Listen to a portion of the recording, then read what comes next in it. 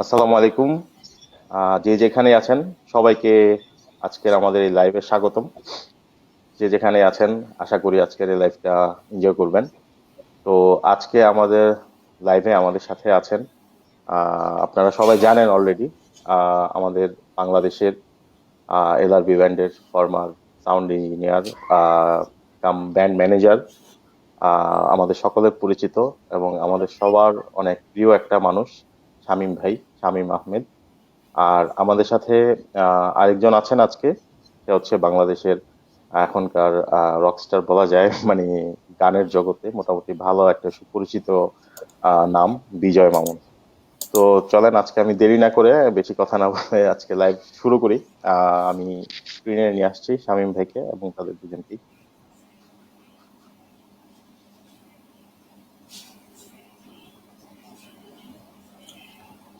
Hello hello সবুজ। শামীম। হ্যাঁ ভাইয়া, আসসালামু আলাইকুম। ওয়ালাইকুম আসসালাম, কি খবর, কেমন আছো?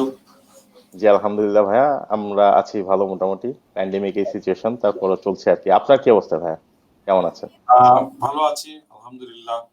মাশাআল্লাহ। আমি একটু প্রথমে তোমার কাছে শুরুতে একটু সরি চেয়ে নিতে চাই এবং তোমার এই পেজে যারা ভিউয়ার আছেন তাদের কাছ থেকে সরি চেয়ে নিতে চাই। আমার বোধহয় গত রোববার 18 তারিখ, যেদিন বসের মৃত্যুবার্ষিকী ছিল, সেদিন মাসুদের সাথে জয়েন করার কথা ছিল, বাট হ্যাঁ আনফরচুনেটলি হ্যাঁ। আমি ছিলাম। ওখানে আমরা একটা ছোট করে একটা আয়োজন করেছিলাম বসের মৃত্যুবার্ষিকী উপলক্ষে। ছোটার ব্যস্ততার কারণে এবং নেটের ঝামেলার কারণে স্পেশালি আমরা টাইম টু টাইম আমি হয়তো আসতে পারিনি, এই জন্য আমি অত্যন্ত দুঃখিত এবং ক্ষমা প্রার্থী। সো আমরা, ইটস তুমি ওকে। তো জানোই চট্টগ্রামে এইবার একটু আয়োজন করেছি, এবার ঢাকায় আমরা প্যান্ডেমিকের কারণে করিনি। তো চট্টগ্রাম আমরা ছোট করে একটু আয়োজন করেছি বসের কবরস্থানে এবং একটা ছোট মেজবানও করেছি। যাক, আল্লাহ ভরসা, আল্লাহ সবাই যেন বসের জন্য দোয়া করে এই কামনাই করবো। তো তোমাদের জি কেমন ভাইয়া, চলছে? আমাদের এই তো আলহামদুলিল্লাহ চলছে মোটামুটি। আমাদের এখানে তো আবার সেকেন্ড ধাপ, যেটা প্যান্ডেমিক সিচুয়েশনের। তো দেখা যাক কি হয়, সবাই আমাদের জন্য দোয়া করবেন আর কি, আমরা যারা দেশের অবশ্যই বাইরে অবশ্যই। আছি আপনাদের জন্য দোয়া করি। বাই দ্য ওয়ে ভাইয়া, আপনার কি অবস্থা, কেমন যাচ্ছে এই সিচুয়েশনের মধ্যে, মানে আপনাদের? আসলে সিচুয়েশনে কেমন যাচ্ছে বলাটা খুব মুশকিল। আল্লাহর কাছে হাজার শুকরিয়া যে এখনো পর্যন্ত উনি আমাদেরকে বাঁচিয়ে রেখেছেন। আমাদের এখানে আহ, আমরা আসলে কার্যক্রম আমাদের সবই বন্ধ গত 7 মাস ধরে, 7-8 মাস, অলমোস্ট 7 মান্থস বন্ধ। কার্যক্রম বন্ধ এবং আমাদের যারা মিউজিশিয়ান এবং মিউজিক ইন্ডাস্ট্রি যারা আছে, আসলে আমরা তো দিন আনি দিন খাই টাইপের অবস্থা। তো এটা আসলে যার যে অবস্থান থেকে হয়তো সবাই বলবে যে আসলে আমরা বেঁচে আছি, আল্লাহর কাছে এটা হাজার কোটি কোটি শুকরিয়া। সাথে সাথে আমাদের কাজকর্মহীন অবস্থায় হয়ে যাওয়াতে আমাদের আসলে অনেকটুকু একটু অসুবিধাও, পাশাপাশি ফিনান্সিয়াল অসুবিধাগুলো রয়ে যাচ্ছে আর কি। তো আমরা আশা করছি, দোয়া করছি আল্লাহর কাছে যেন খুব তাড়াতাড়ি আমরা এটা থেকে মুক্তি পাই এবং আমরা আমাদের কার্যক্রমে ফিরে আসতে পারি। আচ্ছা আচ্ছা। আমাদের সাথে জয়েন করেছে বিজয়, বিজয় ভাই, বিজয় মামুন। আহ বিজয় ভাই কেমন আছেন? আসসালামু আলাইকুম শামীম ভাই, আসসালামু আলাইকুম। সবুজ ভাই, ওয়ালাইকুম আসসালামু সালাম, আলাইকুম। ওয়ালাইকুম সালাম। বিজয়, কেমন আছিস? খুব ওয়ালাইকুম ভালো আসসালাম। আছি, বেঁচে আছি আর কি। যাই হোক, আজকে আপনাদের দুজনকে পেয়ে আমার অনেক ভালো লাগছে। আমাদের এই অনুষ্ঠানে আপনাদের দুজনকেই স্বাগতম। আমাদের আজকে 13th এপিসোড, যেটা দুজনকে ওয়েলকাম আমাদের সাথে।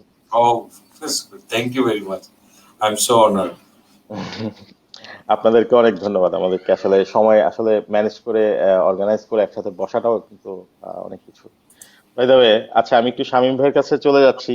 সেটা হচ্ছে আম, আপনাদের এখন মিউজিক নিয়ে ভাইয়া, মানে মিউজিক বা আপনার যে কাজ, সেগুলো নিয়ে মানে কারেন্ট সিচুয়েশনটা কি? কারেন্ট এখন কি করছেন কিছু, মানে মিউজিকের ওই যে ব্যাপারে? বলছি, এর ভিতরে আসলে মিউজিক্যালি ইভেন্ট বা মিউজিক্যাল ইভেন্ট এই ধরনের জিনিসগুলোতে আসলে একেবারে খুব কম। কিছু অনলাইন বেসড কাজ হচ্ছে, কিছু হয়তো লাইভ রেকর্ডিং বা এই ধরনের কিছু কার্যক্রম চলছে। এছাড়া আমার মনে হয় আর কোনো লাইভ কোনো ইভেন্ট বা এই ধরনের কিছু হচ্ছে না। তো যে কারণে, প্যান্ডেমিকের কারণে, তো আসলে আমরা সবাই আসলে একটু বেকার অবস্থায় আছি এই মুহূর্তে, যেটা বলছিলাম আগেও। তো এখন আমরা চেষ্টা করছি যাতে খুব শিগগিরই হয়তো আমাদের সবকিছু খুলে যাবে বা আমরা অন হয়ে যায়, মানে আমরা আমাদের কার্যক্রমে ফিরে আসতে পারবো স্বাভাবিক কর্মকাণ্ডে। কারণ আমাদের এখানে আসলে আমাদের মেইন ইনকাম সোর্সের জায়গাটা হচ্ছে লাইভ ইভেন্ট গুলো। আমিও যেহেতু লাইভ একজন সাউন্ড ইঞ্জিনিয়ার, তো আমরা সবাই আসলে লাইভের উপর খুব নির্ভরশীল। যেহেতু পাইরেসি বা অন্যান্য কারণে এই অ্যালবাম বলেন বা যাই কিছু বলা হয়, সেগুলো আসলে ওই যুগটা এখন আর নাই, যেটা একসময় 90s বা আর্লি 2000 ছিল। সো এরকম সুযোগটা এখন নাই যে একজন মানুষ একটা গান করলো, সেটা বিক্রি করেই সে মোটামুটি একটা সময় চলতে পারলো বা কিছুদিন চললো। কিন্তু এখন যেটা হচ্ছে যে হ্যাঁ, মিউজিকটা কেন জানো, আমি জানি না, এটা আসলে আমার সাথে তোমার মতবিরোধ না হওয়ারও সম্ভাবনা বেশি, যে মিউজিকটা এখন একটা ফ্রি এন্টারটেইনমেন্ট হয়ে গেছে। যে একটা লোক মানে অন্য 10টা 5টা 7টা চাকুরে একজন লোক যদি আহ, বিভিন্ন জায়গায় চাকরি করে বা ব্যবসা করে, ই ক্যান আর্ন। একজন মিউজিশিয়ানের যে মিউজিকটাকে পেশা হিসেবে নিতে পারা বা নেওয়াটা আসলে বাংলাদেশের জন্য এখন খুব টাফ হয়ে গেছে আমার মনে একটা হয়। চ্যালেঞ্জ বলা যায়। চ্যালেঞ্জ চ্যালেঞ্জ তো বটেই, এবং এটা খুবই একটা টাফ হুম, সিচুয়েশন এই কারণে, কারণ নিজের পয়সা খরচ করে করে মানুষকে গান শোনাতে হবে, এবং এটা আমাদের এখানে একটা এক্সপেকটেশন হয়ে গেছে মানুষের, যে একটা টিকিট কেটে কনসার্ট করব, মানে কেন আমি টিকিট কাটবো? ওয়ের ইজ, তোমরা যেহেতু দেশের বাইরে থাকো, তোমরা আমাদের চেয়ে আরো ভালো জানো যে ওখানকার বিভিন্ন আর্টিস্টদের শো গুলো কিন্তু টিকিট বেসড হয়, এবং সে টাকাটা কিন্তু টিকিটের টাকা থেকেই তোলা হয়। আমাদের এখানে আসলে হ্যাঁ, হ্যাঁ। স্পন্সর ছাড়া টিকিট এর উপর বেস করে শো করাটা খুব টাফ, খুবই টাফ এখন। আমরা লাস্ট ফিউ ইয়ার্স, কয়েক বছর ধরে, শুধু প্যান্ডেমিকের সময়টা না, কয়েক বছর ধরে বিগত একটা সময় আর্মি স্টেডিয়াম বা ওমেন কমপ্লেক্স আমরা বিশাল বিশাল শো দেখেছি। বিভিন্ন বড় ব্যান্ডের সান্নিধ্যে আমরা ছোট থেকে বড় হয়েছি ওই ওপেনার গুলার ভিতর থেকে বোধ করি।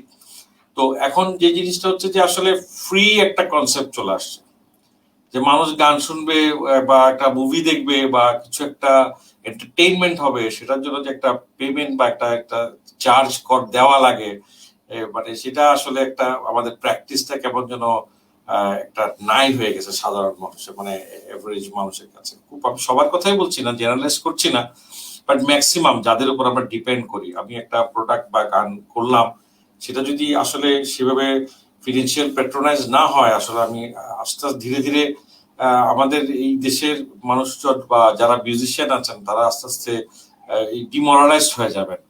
ওনারা গান করার জন্য আমার মনে হয় না আর উৎসাহ পাবেন। মানে আমার কাছ থেকে মনে হয়, যদিও আমি সরাসরি সঙ্গীতের সাথে যুক্ত নই, কিন্তু আমি তো পুরো ইন্ডাস্ট্রিটাকেই চোখের সামনে দেখি, এবং আমার মনে হয় এটা আর কি আসলে যে এই একটা এটার মতো বিজয় ভালো বলতে পারবে আমার চেয়ে বেশি। বাই দ্য ওয়ে, আমরা একটু ধন্যবাদ আপনাকে, আপনার কথাগুলা শুনলাম। আমি একটু বিজয় ভাইয়ের কাছ থেকে ঘুরে আসি। বিজয় ভাই, আপনার কি অবস্থা, কেমন আছেন? প্যান্ডেমিক জি। সিচুয়েশন নিয়ে বলেন, আর এই যে শামীম ভাই আপনার উপর ছেড়ে দিল, কি অবস্থা বলেন। উম, আসলে শামীম ভাই আমার মূল কথাগুলোই বলছে। আমার শামীম ভাই যেগুলো বলছে এগুলি খুব বাস্তব কথা, যেগুলো আসলে আমরা 7 মাস ধরে, আমরা যারা মিউজিশিয়ান, যারা আমরা প্রফেশনালি মিউজিক করি, আমরা সবাই কিন্তু জাস্ট মনের জোরে বেঁচে আছি। আসলে আমাদের শো তো অফ, মানে একদম একদম ছোট যারা নতুন শুরু করেছে তাদের থেকে নিয়ে একদম বড় লেভেলে যারা আছে সবাই একই অবস্থায় আমরা এই সময়টা পার করছি আর কি। বলতে পারছি না যে ভালো আছি আসলে, অ্যাজ একজন মিউজিশিয়ান হিসেবে। ডেফিনেটলি। আহ যাই হোক, এখন আসলে এইটা আহ, সব জায়গায় আসলে সবার একই অবস্থা, বিশেষ করে যারা মিউজিক ইন্ডাস্ট্রিতে বা আর্টের সাথে জড়িত, সবার জন্য এই সিচুয়েশনটা খুবই খারাপ যাচ্ছে, প্যান্ডেমিকের সিচুয়েশনটা। আই হোপ ঠিক হয়ে যাবে খুব মানে খুব তাড়াতাড়ি, আল্লাহ ভরসা। আচ্ছা, বিজয় ভাই, আপনার আপনার ইনশাল্লাহ। কাছে একটু আসি। সেটা হচ্ছে আপনার, আমি আমি যতটুকু জানি আপনার লাস্ট, আমাদের আয়ুব বাচ্চু বসের লাস্ট মিক্সড অ্যালবামে আপনার দুইটা গান ছিল, অনুভবে অ্যালবামটা ছিল ওই অ্যালবামে। আহ তো সেই অ্যালবামের ব্যাপারে একটু কিছু বলবেন? আপনার সাথে আয়ুব বাচ্চু বসের যে একটা আহ, আহ, কাজ করেছেন, যে একটা অনুভূতি ছিল বা একটা এক্সপিরিয়েন্স, বা তার সাথে যেই মেমোরিজ, আমাদের সাথে একটু শেয়ার করেন। বসের সাথে অ্যালবাম ছাড়াও বেশ কিছু জিঙ্গেল আমাকে দিয়ে বস করিয়েছিলেন। আচ্ছা আচ্ছা। শামীম ভাই জানেন। ওয়ার্ল্ড কাপ, ফুটবল ওয়ার্ল্ড কাপের গানটাও, থিম সংটাও আমার গাওয়ার সুযোগ হয়েছিল, এবং বাংলা ভিশনের টাইটেল সংটাও বসের সাথে আমি গেয়েছিলাম।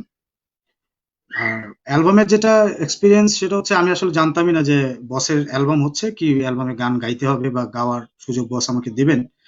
আমি হঠাৎ একদিন দুলাল ভাই বললো যে তোমাকে বস আসতে বলছে, তুমি একটু অফিসে আসো। তো দেন আমি যাওয়ার পর স্বাভাবিকভাবে যেরকম যাই এবি কিচেনে সবসময় গিয়ে বসের জন্য, বসের বস যদি ফ্রি থাকেন তাহলে ওখানে জয়েন করি, আর যদি বস স্টুডিওতে বিজি থাকেন তাহলে আমরা বাইরে বসে দুলাল ভাই আমরা বা শামীম ভাইরা থাকলে কথা বলতে থাকি। দেন বস আসে। তখন দুলাল ভাই আর আমি ছাড়া কেউ ছিলাম না। তো দুলাল ভাই হঠাৎ করে বললো, তোমার তো একটা সুখবর আছে, তোমার জন্য তোমার বস দুটো গান রেডি করছে একটা মিক্সড অ্যালবামের জন্য। তো আমি খুব সারপ্রাইজ যে উম, যাক, এটা আমার জীবনের অনেক বড় একটা পাওয়া। আমি বলবো যে ওই দুটো গান দিয়ে আমার লাইফে প্রকৃতপক্ষে প্রফেশনাল একজন সিঙ্গার হিসেবে ইন্ডাস্ট্রিতে আসা, এক কথা বসের হাত ধরে আমার এই জগতে আসা। আচ্ছা আচ্ছা। আহ, আহ, আচ্ছা, আমরা একটা শামীম ভাই, আমরা একটা গান শুনে আসি নাকি? আজকে বিজয় ভাইয়ের কাছ থেকে একটা গান শুনি, একটা না, আজকে গান শুনবো, অনেকগুলো গানই আপনার কাছ থেকে শুনবো আমরা। আমরা একটা গান, গান হ্যাঁ হয়ে একটা যাক। গান হয়ে যাক, স্টার্টিং এই একটু গরম গরম একটা পরিবেশ সৃষ্টি হোক। তারপর আমরা আসবো আপনি কিভাবে আপনার এই মিউজিকের ইন্ডাস্ট্রিতে আসা, সেই গল্পটাও আমরা আজকে শুনবো। আর শামীম ভাইয়ের কাছে তো অনেক কিছুই জানার আছে আমাদের, সেটাও আসছি। তো আমরা সবাই একটা গান আগে শুনে আসি, বিজয় ভাই। আমি সেই অনুভবে অ্যালবামের থেকে বস যে গানগুলো করেছিল এখান থেকে একটা গান করছি। গানটির টাইটেল হচ্ছে কে তুমি। গানটি লিখেছিলেন হোসেন ইমাম ভাই। পুরো অ্যালবামটাই হোসেন ইমাম ভাই লেখা ছিল, এবং আচ্ছা আচ্ছা। দুর্ভাগ্যবশত আমরা হোসেন ইমাম ভাইকেও হারিয়েছি।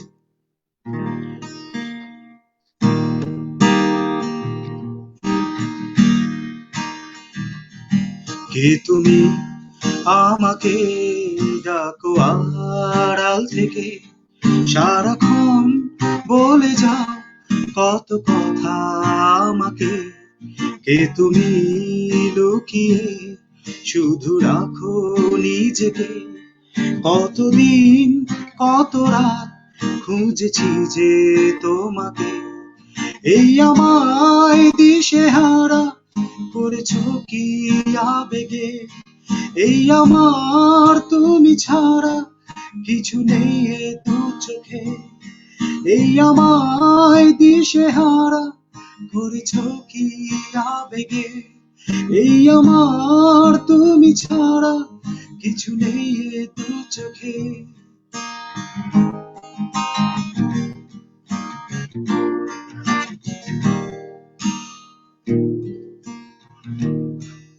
এই জীবন যেন এক বয়ে চলা নদী, ভেসে যাব সুস্রোতে, সামনে দাঁড়াও যদি।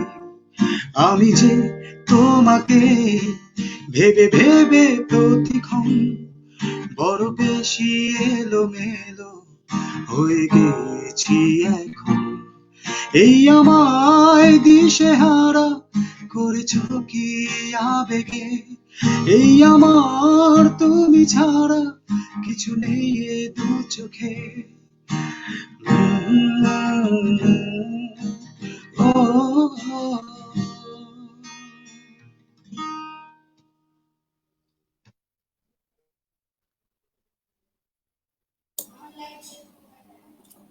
বাহ, বেশ সুন্দর। সব চুপচাপ আছে।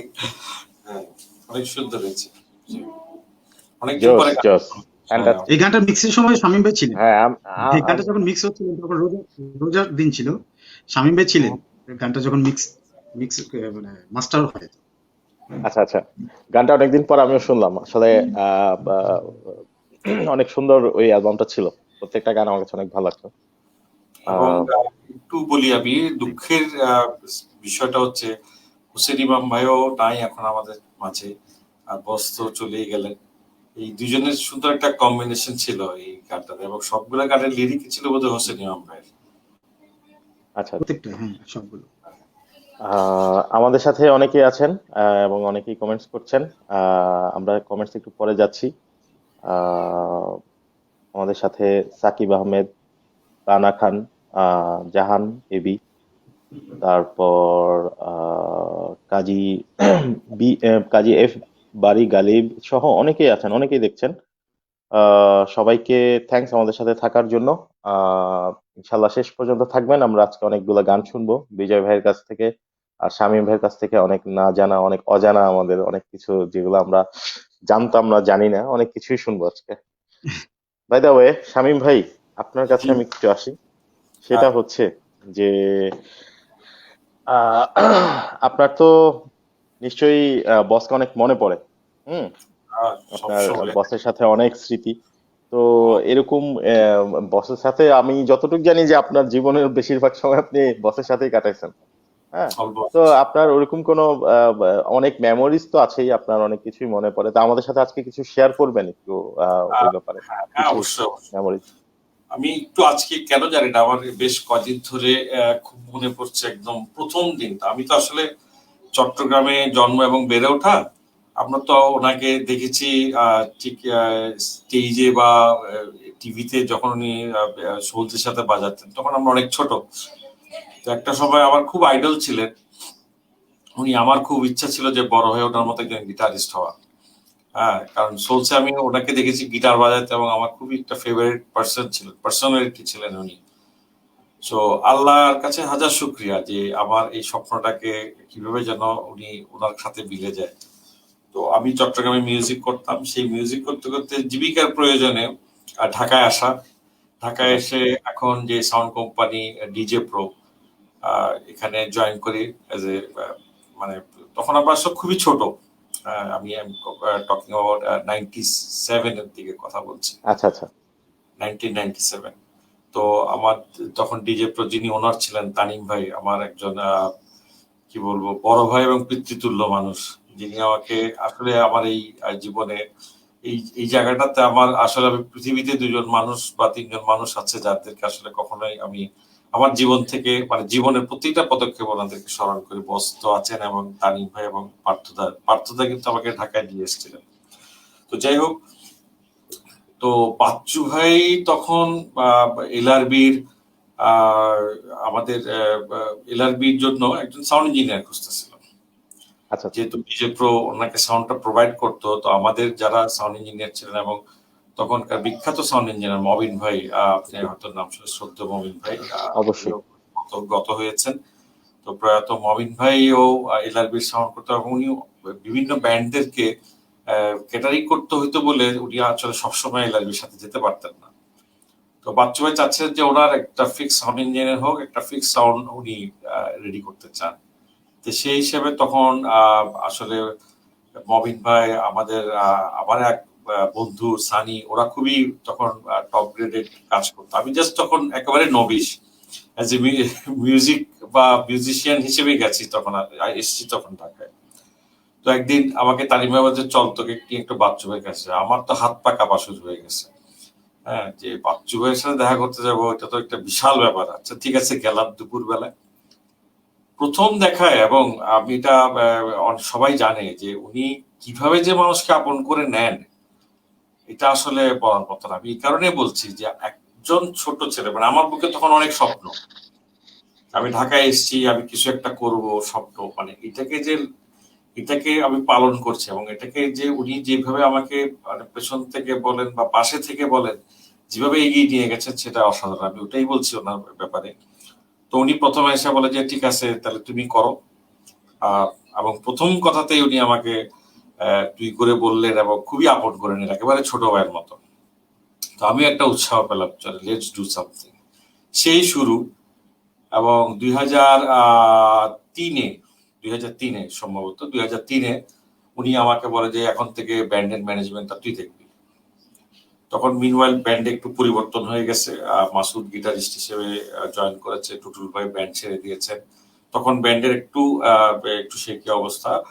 তো আমাকে বলে যে আমি আর কোনো কিবোর্ডিস্ট নিব না, আমি শুধু গিটারিস্ট নিব, মাসুদকে নিব। মাসুদকে পেয়েছি দেখ। তো মাসুদকে আমি বাই দিস টাইম চিনতাম তখন।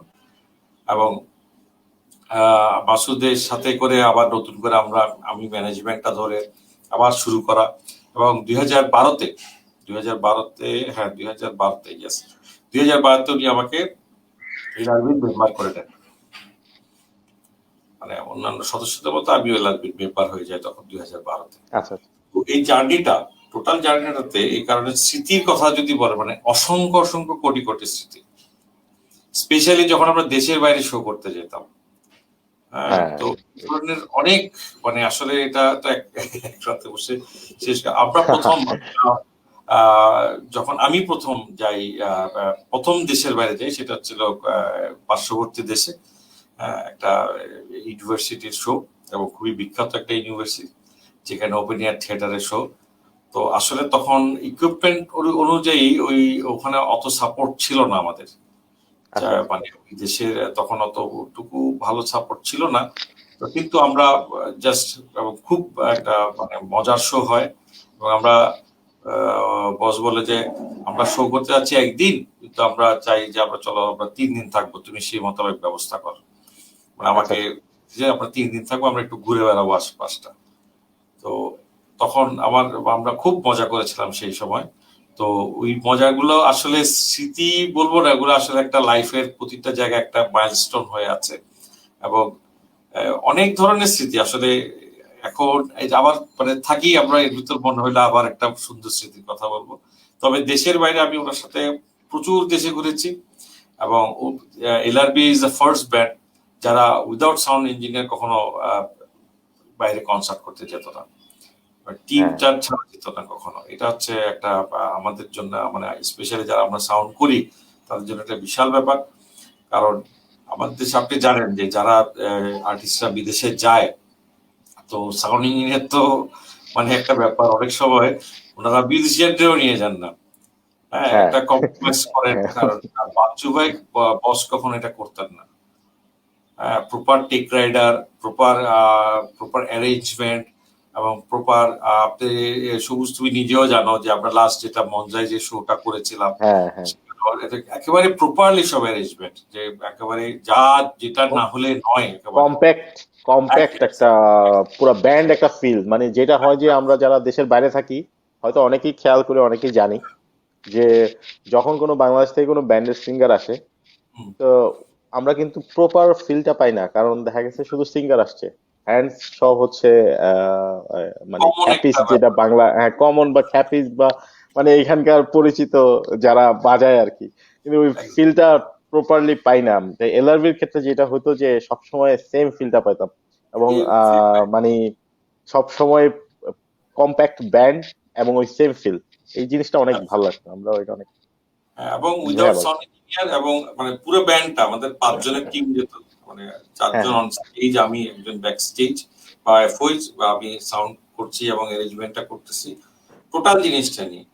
হ্যাঁ, এবং আমরা কখনোই ওই যে হাফ ডান জিনিসটা করলাম, অর্ধেক করলাম না। শুধু আমাদের একটাই সমস্যা হয়েছিল একটু লন্ডনে, একটা ভিসা সংক্রান্ত জটিলতার কারণে আমাদের বেজিস যেতে পারেনি, তো আমাকে গিটারটা বাজাতে হয়েছিল। এইটা ছাড়া আসলে আমাদের এই ধরনের আর কোনো মানে কখনো আল্লাহর রহমতে আহ, যায়নি, আর কোনো মানে এভাবে হয়নি। তো উনি যেভাবে ওই যে বললাম যে একটা মানুষের স্বপ্ন লালনে, মানে একটা হ্যাঁ স্বপ্ন লালনে এবং স্বপ্নটাকে মানে সমাধান বা যাই বলি না কেন, এটাকে নিয়ে কিন্তু উনি আমাকে প্রচুর হেল্প করেছেন। আর প্রচুর হেল্প মানে কি, আমরা অল টাইম হয়তো একটা নতুন জিনিস করতে চান উনি, স্বামী আমরা এটা করতে চাই, সাউন্ডটা এভাবে করতে চাই, এটা একটা স্টুডিও ফিল করতে চাই, এই ধরনের করতে চাই। এমন একটা জিনিস গেছে, আমি ভালো কথা আমার মনে পড়ছে যে একটা আমরা সফটওয়্যার কিনবো, খুব বেশি না, ধরো কত $1,500 দাম সফটওয়্যার গুলার। চল স্বামী সিঙ্গাপুর থেকে নিয়ে আসছে, সিঙ্গাপুরে কে আছে এখন, কেউ নাই। আচ্ছা চল, এই আমাদের আবার বছর বাড়ি কিছু কয়েকটা দেশের ভিসা করা থাকতো আর কি। আচ্ছা হ্যাঁ, আচ্ছা। হ্যাঁ, হুম। তো চল সিঙ্গাপুর যাই, টিকিট কাট। তো আমি আর উনি চলে গেলাম সিঙ্গাপুর। সিঙ্গাপুর যায়, এখন এটা একটা এক্সপেন্সিভ সিটি অবভিয়াসলি, আমার হয়তো $2,000 সফটওয়্যার কিনতে যা $7,000 শুধু আসা যাওয়া থাকা হয় নষ্ট, মানে হ্যাঁ, মানে উনি এরকম। আমি দেখেছি ওনাকে যে হি ইজ মানে ইনস্ট্রুমেন্ট ফ্রি, একটা গিটার। আমি একবার দেশের বাইরে শো করতে গেলাম, আমাদের জুয়েল ভাই ছিল সেটার অর্গানাইজার। হ্যাঁ, আমি জুয়েল ভাই ওনার হাতে টাকা দিবেন না, কারণ আমি টাকা দিলে উনি খালি গিটার কিনে। হ্যাঁ, এবং খালি গিটারই কেনে। হ্যাঁ, তো আমি বললাম যে টাকা আমার কাছে দিবেন, আমি ঢাকায় যাই ওনাকে টাকা দিব, এখানে টাকা দিব না। এখন আচ্ছা ওই যখনই যাই আমি অনেককে দেখেছি যে দেশের বাইরে গেলে এই শপিং ফ্যামিলির জন্য এটা ওটা হ্যাঁ উনি ওটাও করতেন, হ্যাঁ করতেন, কিন্তু ওনার মেইন টার্গেট থাকতো আগেই যাওয়ার আগে কোথায় যাচ্ছি লন্ডনে, যে লন্ডনের গিটার সেন্টারে খুঁজে দেখতো কি কি গিটার আসছে ওদের কাছে, কি গিটারটা নিতে হবে।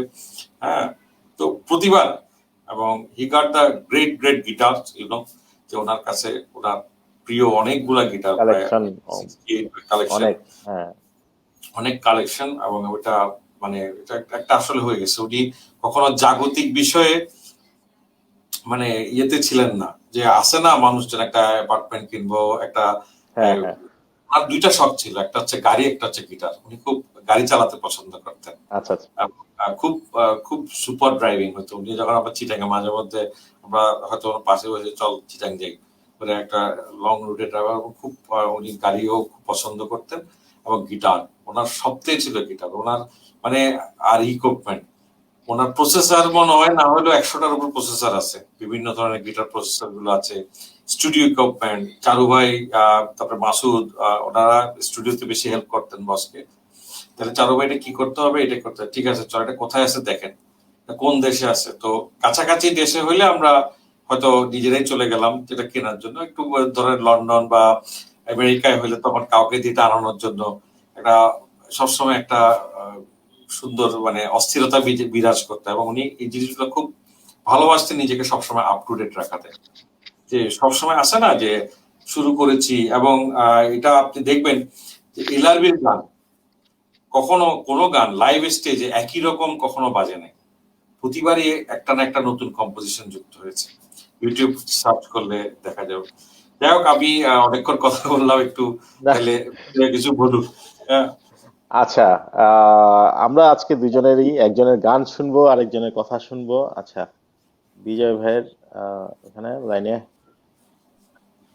বিজয় ভাই, হ্যালো। হ্যাঁ, শুনতে পাচ্ছি। হ্যাঁ। জি, শুনতে পাচ্ছি। আচ্ছা, আপনার কাছে যেটা আমি জানতে চাচ্ছিলাম এখন, মানে যে ব্যাপারটা জানতে চাবো সেটা হচ্ছে আপনার মিউজিকের স্টার্টিংটা কিভাবে, কিভাবে আসা, মানে আপনি কিভাবে ইনফ্লুয়েন্স হয়েছেন মিউজিকের প্রতি, আপনি মানে টোটালি আপনি একটু আমাদেরকে বলেন।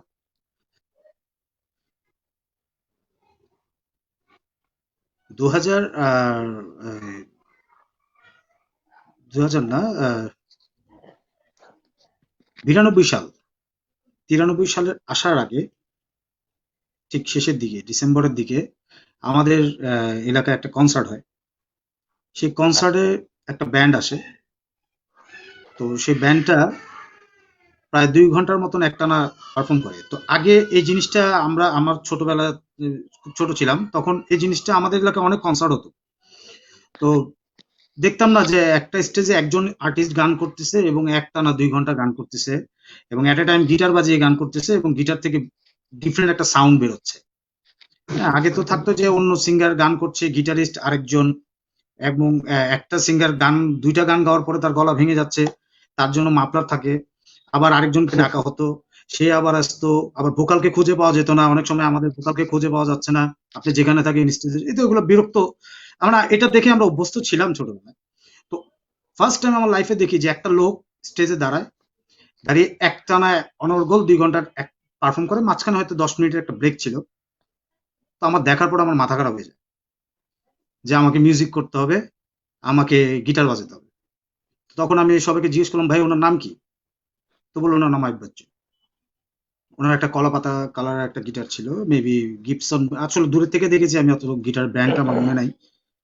বাট ওনার গেট আপ থেকে নিয়ে ওনার বাজানো, মানে গিটার যে এইভাবেও বাজে, এটা আমি ফার্স্ট টাইম ওনার কাছ থেকে শুনি। হয়তো আগে আরো অনেকে বাজিয়েছে বা বাট আমার আমার শৈশবটা শুরুই হয়েছে আচ্ছা ওনার সাউন্ড শুনে। তারপর আমি আমার তো তখন বাসা থেকে টাকা দিত না, আমার বড় ভাই ছিল, উনি মারা গেছেন, মাসুম। উনি প্রথম এলআরবির ডাবল অ্যালবামটা আচ্ছা। কিনে নিয়ে আসেন তারপরের দিনই। যখন আমি ওই অ্যালবাম মাধবী অ্যালবামটা শুনি, শোনার পরে আমি একদম সিরিয়াস হয়ে যাই যে আমার জীবনে আর কিছু নাই, এটাই আমাকে করতে হবে। আচ্ছা আচ্ছা। এবং এইভাবে ওকে আমার মিউজিক নাইস। শুরু।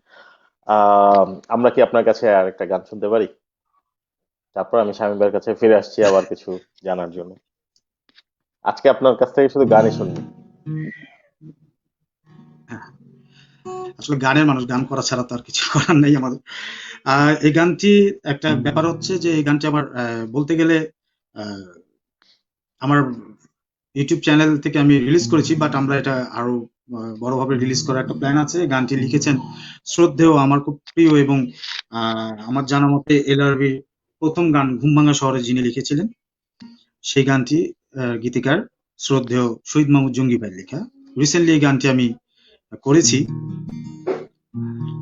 গানটির টাইটেল হচ্ছে চলো অন্য আলোয়। গানটি টিউন আমার, কম্পোজিশন আমার।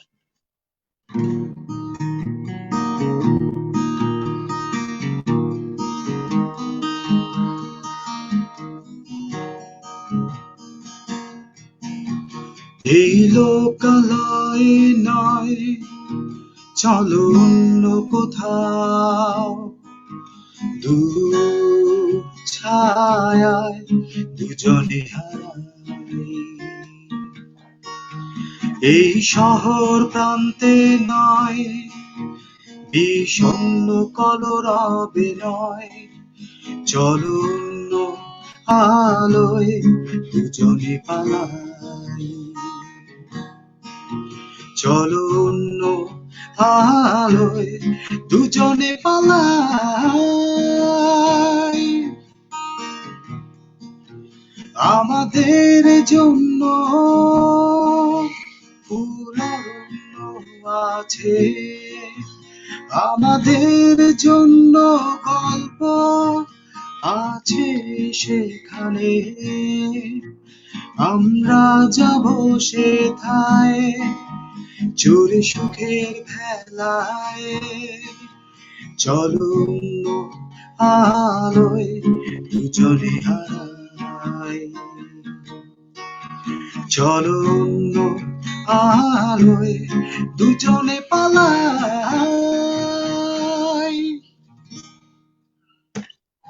Thank you.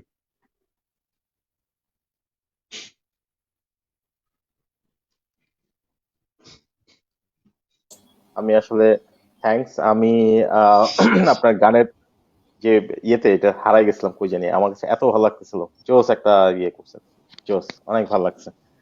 আহ, জঙ্গি ভাইয়ের হ্যাঁ, লেখাটা অনেক সাধারণ ছিল, সুন্দর। সুন্দর লিখেছিলেন। গানটা আসলে ভালো লাগছে, মনে ধরার মতো সুর। সুরটা কি কম্পোজিশন কার এটা? আপনার নিজের? জোস। টিউন কম্পোজিশন আমার। শামীম ভাই, জি। আচ্ছা আচ্ছা, শামীম ভাই, আপনার কাছে একটা হ্যাঁ, ব্যাপার নিয়ে আসতে যাচ্ছি। সেটা হচ্ছে আপনার আমরা জানি, মানে আমি জানি যে আপনার একটা ইয়ে আছে, শব্দ গল্প। একটা কাজ করছেন হ্যাঁ, আপনারা, শব্দ গল্প নিয়ে একটু জানতে চাচ্ছিলাম। শব্দ এটা গল্পের। শব্দ গল্প একটা আমাদের একটা প্রজেক্ট। এটা আমরা 4 জন সাউন্ড ইঞ্জিনিয়ার, আমি, আমার পার্টনার মঈনুদ্দিন রাশেদ, চালু ভাই এবং ফয়েজ সাগর, আমরা 4 জনে মিলে এই শব্দ গল্পটা করি। মেইনলি এটা যেটা কারণে করা, সেটা হচ্ছে যে communication with the sound. Bangla ভাষায় শব্দের যে টার্মস গুলো আছে সেগুলা একটু সাধারণ জনগণের সাথে কমিউনিকেট করা আমাদের প্রধান উদ্দেশ্য। আরেকটা প্রধান উদ্দেশ্য হচ্ছে আর্টিস্টদের সাথে আমাদের সাউন্ড ইঞ্জিনিয়ার বা সাউন্ড টেকনিশিয়ান বা প্রোডাকশনের যে মাঝখানে যে একটা বিশাল ফারাক। যে কোনো একটা প্রোডাকশন, যে কোনো একটা ভালো কাজ করতে গেলে অবশ্যই sound engineer should B A part. তো আমাদের এখানে হয় কি, সাউন্ড ইঞ্জিনিয়ার, আর্টিস্ট, অর্গানাইজার, তাদের ভিতর আসলে ওই কম্বিনেশনটা ক্রিয়েট করা হয় না। তো আমরা চেষ্টা করি, মানে চেষ্টা করছি যে আর্টিস্টদের সাথে সাউন্ড ইঞ্জিনিয়ারদের একটা দূরত্ব কমানোর, তাদের সাথে কমিউনিকেশন করার। যারা এই কাজটা করতে চায়, কারণ এই কাজে প্রচুর লোকের দরকার এবং প্রচুর লোকের প্রয়োজন, বাট ওরা সামহাও কোনো কারণে হয়তো একটু আসতে চাচ্ছে না, এজ এ প্রফেশন হিসেবে নিতে ভয় পাচ্ছে, তাদের জন্য একটু ইজি অ্যাক্সেস করে দেওয়া। প্লাস আমরা যারা এটাতে করছি অনেকদিন ধরে, আমাদের এক্সপিরিয়েন্সটা ওদের সাথে শেয়ার করা। এবং সর্বোপরি আমাদের প্রধানতম যে কাজটা আমরা করতে চাই সেটা হচ্ছে বাংলা ভাষায় সাউন্ড ইঞ্জিনিয়ারিং এর যে টার্মস গুলো আছে, যে বিষয়গুলো আছে, সেগুলা সবার মাঝে একটু ছড়িয়ে দেওয়ার জন্য। কারণ আমাদের দেশে একটা এখনো পর্যন্ত এটা আমাদের কাছে মনে হয়, এবং অনেকেই হয়তো আমাদের সাথে একমত হবেন, যে শব্দের মানে স্পেশালি লাইভ সাউন্ডের যে শব্দের যে মাত্রায় যাওয়াটা উচিত ছিল 2020-এ বা 2019-এ, ওই লেভেলটাই কিন্তু এনরিচ করে নাই, যেটা আমাদের পার্শ্ববর্তী দেশ বা পৃথিবীর অন্যান্য জায়গায় যে যে লেভেলটায় গেছে। ইউরোপ আমেরিকার কথা ছেড়ে দিলাম, অ্যাটলিস্ট আমরা আমাদের দেশের মতো করে আমরা কিন্তু আমাদের দেশে যে পরিমাণ ভালো মিউজিশিয়ান আছেন, যারা ভালো ব্যান্ডরা আছেন, তাদের যেভাবে ওনারা গ্রো আপ হয়েছে বা যেভাবে ওনারা পারফরমেন্স করছেন, সেই লেভেলের প্রোডাকশন দেওয়ার মতো কিন্তু প্রোডাকশন লেভেল আমাদের এখানে হয়ে ওঠে নাই, আনফরচুনেটলি। তো এটা স্বাধীনতার প্রায় 50 বছর হবে হয়তো আগামী বছর 2021-এ, যেটা আমাদের জন্য আসলেই একটা দুঃখজনক বলবো আমি, যে আমরা আসলে ওই জায়গাটা এনরিচ করতে পারি, আমরা একটা ইনস্টিটিউট করতে পারি নাই। তো শব্দ গল্পের মানে মাধ্যমে আমরা চাই আমরা সবার দৃষ্টি আকর্ষণ করতে, এবং শব্দ গল্প দিয়ে আমরা চাই যে এই কমিউনিকেশন গুলা, এই যোগাযোগ গুলা হয়ে উঠুক। এবং শব্দ গল্পের যে 4 জন আমরা আছি, আমি, রাশেদ, চারু ভাই, সাগর, প্রত্যেকের ক্ষেত্রে বেশ স্পেশালিস্ট, এবং আমরা চাই যে সবগুলা কম্বিনেশন করে আমরা একটা ভালো কিছু যেন করতে পারি এই দেশের জন্য। এবং শব্দ নিয়ে আসলে এটা স্পেশালি নট অনলি লাইভ, আমাদের এখানে রেকর্ডিং, ব্রডকাস্ট, সবগুলাতেই আমরা একটু চাই যে একটু যাতে এনরিচ হয় বাংলাদেশ, এইভাবে একটা চেষ্টা করছি আর কি। আপনাদের দোয়া থাকলে, সাপোর্ট থাকলে অবশ্যই নিশ্চয়ই আমরা একটা না সময় হয়তো সফল হতে পারবো। ইনশাল্লাহ, ইনশাল্লাহ, আমরা সবসময় আপনাদের সাথে আছি। আমি আমাদের দেশের যত মিউজিক মানে আমাদের গোটা মিউজিক ইন্ডাস্ট্রির আই থিংক সবাই আপনাদের সাপোর্টে থাকবে, কারণ আপনারা যেই উদ্যোগটা নিয়েছেন এটা অনেক ডেফিনেটলি একটা ভালো একটা উদ্যোগ। হ্যাঁ, কারণ গান আমরা শুনছি, কিন্তু এই গান শোনার পিছনে যে গাছে তার তো অবদান আছেই, বাট তার পিছনে আরো বড় অবদান যারা সাউন্ড মানে সাউন্ডের কারিগর, শব্দের কারিগর। হুম, সেটা লাইভে হোক বা রেকর্ডিং এ হোক, যেখানে হোক, একটা গান কিন্তু একটা সাউন্ড রেকর্ডিং এর ইফেক্টের কারণে কিন্তু ইয়ে হয়ে যেতে পারে। তো এখানে অনেক ইম্পর্টেন্ট একটা ভূমিকা অবশ্যই যারা সাউন্ড ইঞ্জিনিয়ার আছে, এবং সেটার জন্য আপনারা কাজ করে যাচ্ছেন, সেটার কিভাবে ভালো করা যায় ডেফিনেটলি আমরা সবাই আপনাদের সাথে আছি। আহ আর আরেকটা ব্যাপার যেটা, সেটা হচ্ছে একটা ভালো সাউন্ড ইঞ্জিনিয়ার লাইভের সময় সামনে থাকা মানে কিন্তু 90% টেনশন ফ্রি যে মিউজিশিয়ান বা আর্টিস্ট বা যে ব্যান্ড স্টেজে থাকে। কারণ একটা ব্যান্ড স্টেজে ওঠার পরে যতটা না তারা মানে ক্রাউড নিয়ে চিন্তিত, তার চেয়ে কিন্তু বেশি টেন্স থাকে সাউন্ড নিয়ে, আউটপুট কি যাচ্ছে, হ্যাঁ কোনটা কি যাচ্ছে এটা কিন্তু বোঝা যায় না স্টেজ থেকে, মনিটর হয়তো ইয়ে করা যায়। তো একটা ভালো সাউন্ড ইঞ্জিনিয়ার যখন আমার সামনে থাকবে, অবশ্যই আমি এই ব্যাপারটা, এইটা মানে মাথা থেকে টেনশন যাওয়া মানে আমি মোটামুটি শো এর দিকে অনেক মানে অ্যাটেনশন দেওয়া যায়। হ্যাঁ, Exactly, আমি একটা যে একটু বাইরের ব্যাপারটা, জি জি। আমি সবুজ একটু বলি, সেটা হচ্ছে প্রত্যেকটা গানে যে বিজয় এখন যে গানটা গাইলো, হ্যাঁ, এ লোকালয় ছেড়ে নাও, এটার একটা কিন্তু সাউন্ড ডিজাইনিং আছে। হ্যাঁ, ডেফিনেটলি। এটা যখন একটা মানুষ এটা লাইভ দেখবে বা অডিওতে শুনবে, যে যে যে মারফতেই শুনুক না কেন, যে যে যে যে মিডিয়াতেই শুনুক না কেন, একটা সাউন্ড ডিজাইন লাগবে, যেটা এই শব্দের লিরিক, টিউন, অ্যারেঞ্জমেন্ট সবকিছুকে মানুষের শ্রোতাদের কাছে দিতে পারে। আমরা এখনো সেই 90s এর আমলে ইগলস বা পিঙ্ক ফ্লয়েড বা ওদের ওদের কিন্তু সাউন্ড, যে সাউন্ড কোয়ালিটিটা, সেটা কিন্তু এখনো আমাদের মানে আসলে আমাদের রেফারেন্স হয়ে আছে। তো আমরাও সেই সাউন্ড ডিজাইনিং এর ক্ষেত্রে ডিজাইনিং মানে যখনই একটা আর্টিস্ট কখন সাউন্ড চিন্তা করে, আমি বাচ্চু বেগের থেকে এটা দেখেছি। বাচ্চু বেগ কাফেলা অ্যালবাম একটা করেছিলেন, তো সামহাও উনি আমাকে বললো যে এটা মিক্স তুই কর। আরে কেন বস, আপনার গান তো আপনিই মিক্স করেন। হ্যাঁ, বলছে না, আমার কাছে কেন যেন মনে হচ্ছে আমি, যেহেতু আমি গিটারিস্ট, আমার কাছে মনে হচ্ছে আমি গিটারটাকে বেশি প্রাধান্য দিয়ে ফেলতেছি এখানে। কারণ এটাতে বিভিন্ন ধরনের, উনি অনেক টোনাল ক্যারেক্টার ইউজ করেছিলেন। টোনাল ক্যারেক্টার বলতে বিভিন্ন ধরনের সাউন্ড, বিভিন্ন টোন ইউজ করেছিলেন। কাফেল অ্যালবামটা যদি যারা শুনে থাকবেন তারা হ্যাঁ হ্যাঁ। বলতে পারবেন। হ্যাঁ, তো এই টোন গুলাকে উনি আসলে জাজমেন্ট করতে পারছিলেন না ফেয়ারলি, ওনার কাছে মনে হচ্ছিল। তাই আমি বললাম যে ঠিক আছে চলেন দেখি। তখন ওই অ্যালবামটা আমি মিক্স করি। হ্যাঁ, তো মিক্স করে ওনাকে শোনাইতাম, উনি শুনে আমি আর উনি এই সারা রাত বসে একটা টাইম বসে আমরা করতাম মিক্স গুলা। তো আমি তখন দেখেছি যে একটা মানুষ যখন একটা গান কল্পনা করে বা একটা লিরিসিস্ট যখন লিখেন, উনি কিন্তু একটা টোটাল অ্যারেঞ্জমেন্ট কিন্তু একটা মাথায় চিন্তা করে ফেলেন যে আমার এই গানটার সাউন্ডটা এই ধরনের হবে। হ্যাঁ, তো প্রত্যেকটা ব্যান্ডেরই একটা নিজস্ব সাউন্ড আছে, নিজস্ব একটা সুন্দর একটা ডিফারেন্ট, বা এক একটা দেখবেন যে এক একটা ব্যান্ডের সাউন্ড এক এক রকম হয়, এটা যেটা নিজেরা প্রডিউস করে।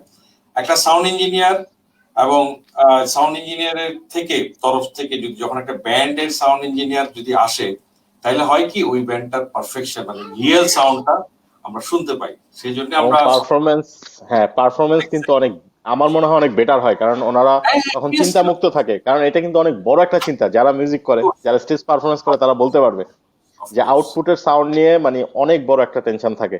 তো যখন একটা ভালো ইঞ্জিনিয়ার, সাউন্ড ইঞ্জিনিয়ার অথবা তাদের নিজস্ব ইঞ্জিনিয়ার, দুইটার একটা, যে কোনো একটা থাকলে কিন্তু তারা এই দিক দিয়ে টেনশন ফ্রি, সো তখন তারা পারফরমেন্সের দিকে বেশি ইয়েটা করতে পারে। সেক্ষেত্রে জি অবশ্যই আপনাদের সাউন্ড ইঞ্জিনিয়ারের অনেক বড় একটা ভূমিকা একটা কনসার্টের জন্য, বা একটা লাইভ শো বা রেকর্ডিং যেটাই হোক। সেটাই আমরা চেষ্টা করছি আহ, শব্দের মাধ্যমে আর কি। জি জি, আপনারা এই জিনিসটা অনেক ভালো একটা উদ্যোগ নিয়েছেন। আমার আমার পার্সোনালি আমার কাছে অনেক ভালো লেগেছে যখন আপনাদের এই উদ্যোগটা দেখেছি, কারণ আপনাদের সাথে কিন্তু একটা মানে ওরকম ভাবে ইন্ডাস্ট্রিতে যোগাযোগটা কিন্তু অত ওতপ্রোত ভাবে নাই। হ্যাঁ সত্যি কথা। হ্যাঁ, তো এই আপনাদের এখনকার যে উদ্যোগটা, এটার মাধ্যমে আমরা কিন্তু সবাই আপনাদের সাথে আরো ক্লোজ হচ্ছি। তো এটা ডেফিনেটলি এটার একটা রেজাল্ট পজিটিভ, একটা ভালো একটা ভাইব আমরা পাবো অচিরেই, আই থিঙ্ক। আমরা কমেন্টসে যাব কিছুক্ষণের মধ্যেই, কারণ অনেকেই কমেন্টস করছে ভাই, অনেক রকম কমেন্টস আসছে। আমি কমেন্টসে যাব, তার আগে আমি বিজয় ভাইয়ের কাছ থেকে আরেকটা গান শুনে নিই। বিজয় ভাই, গান শোনার আগে আপনার কাছে একটু জেনে নিচ্ছি আপনার নেক্সট প্রজেক্ট কি হচ্ছে, বা কি কি কি দিচ্ছেন আমাদেরকে, কি রেডি করছেন? নেক্সট প্রজেক্ট আসলে প্ল্যান অনেকগুলোই আছে, এবং অনেকগুলো কয়েকটা অফার আছে কিছু গান গাওয়ার আমার। উম, খারাপ সময়ে কিছু কাজ করার সুযোগ আমার হয়েছে।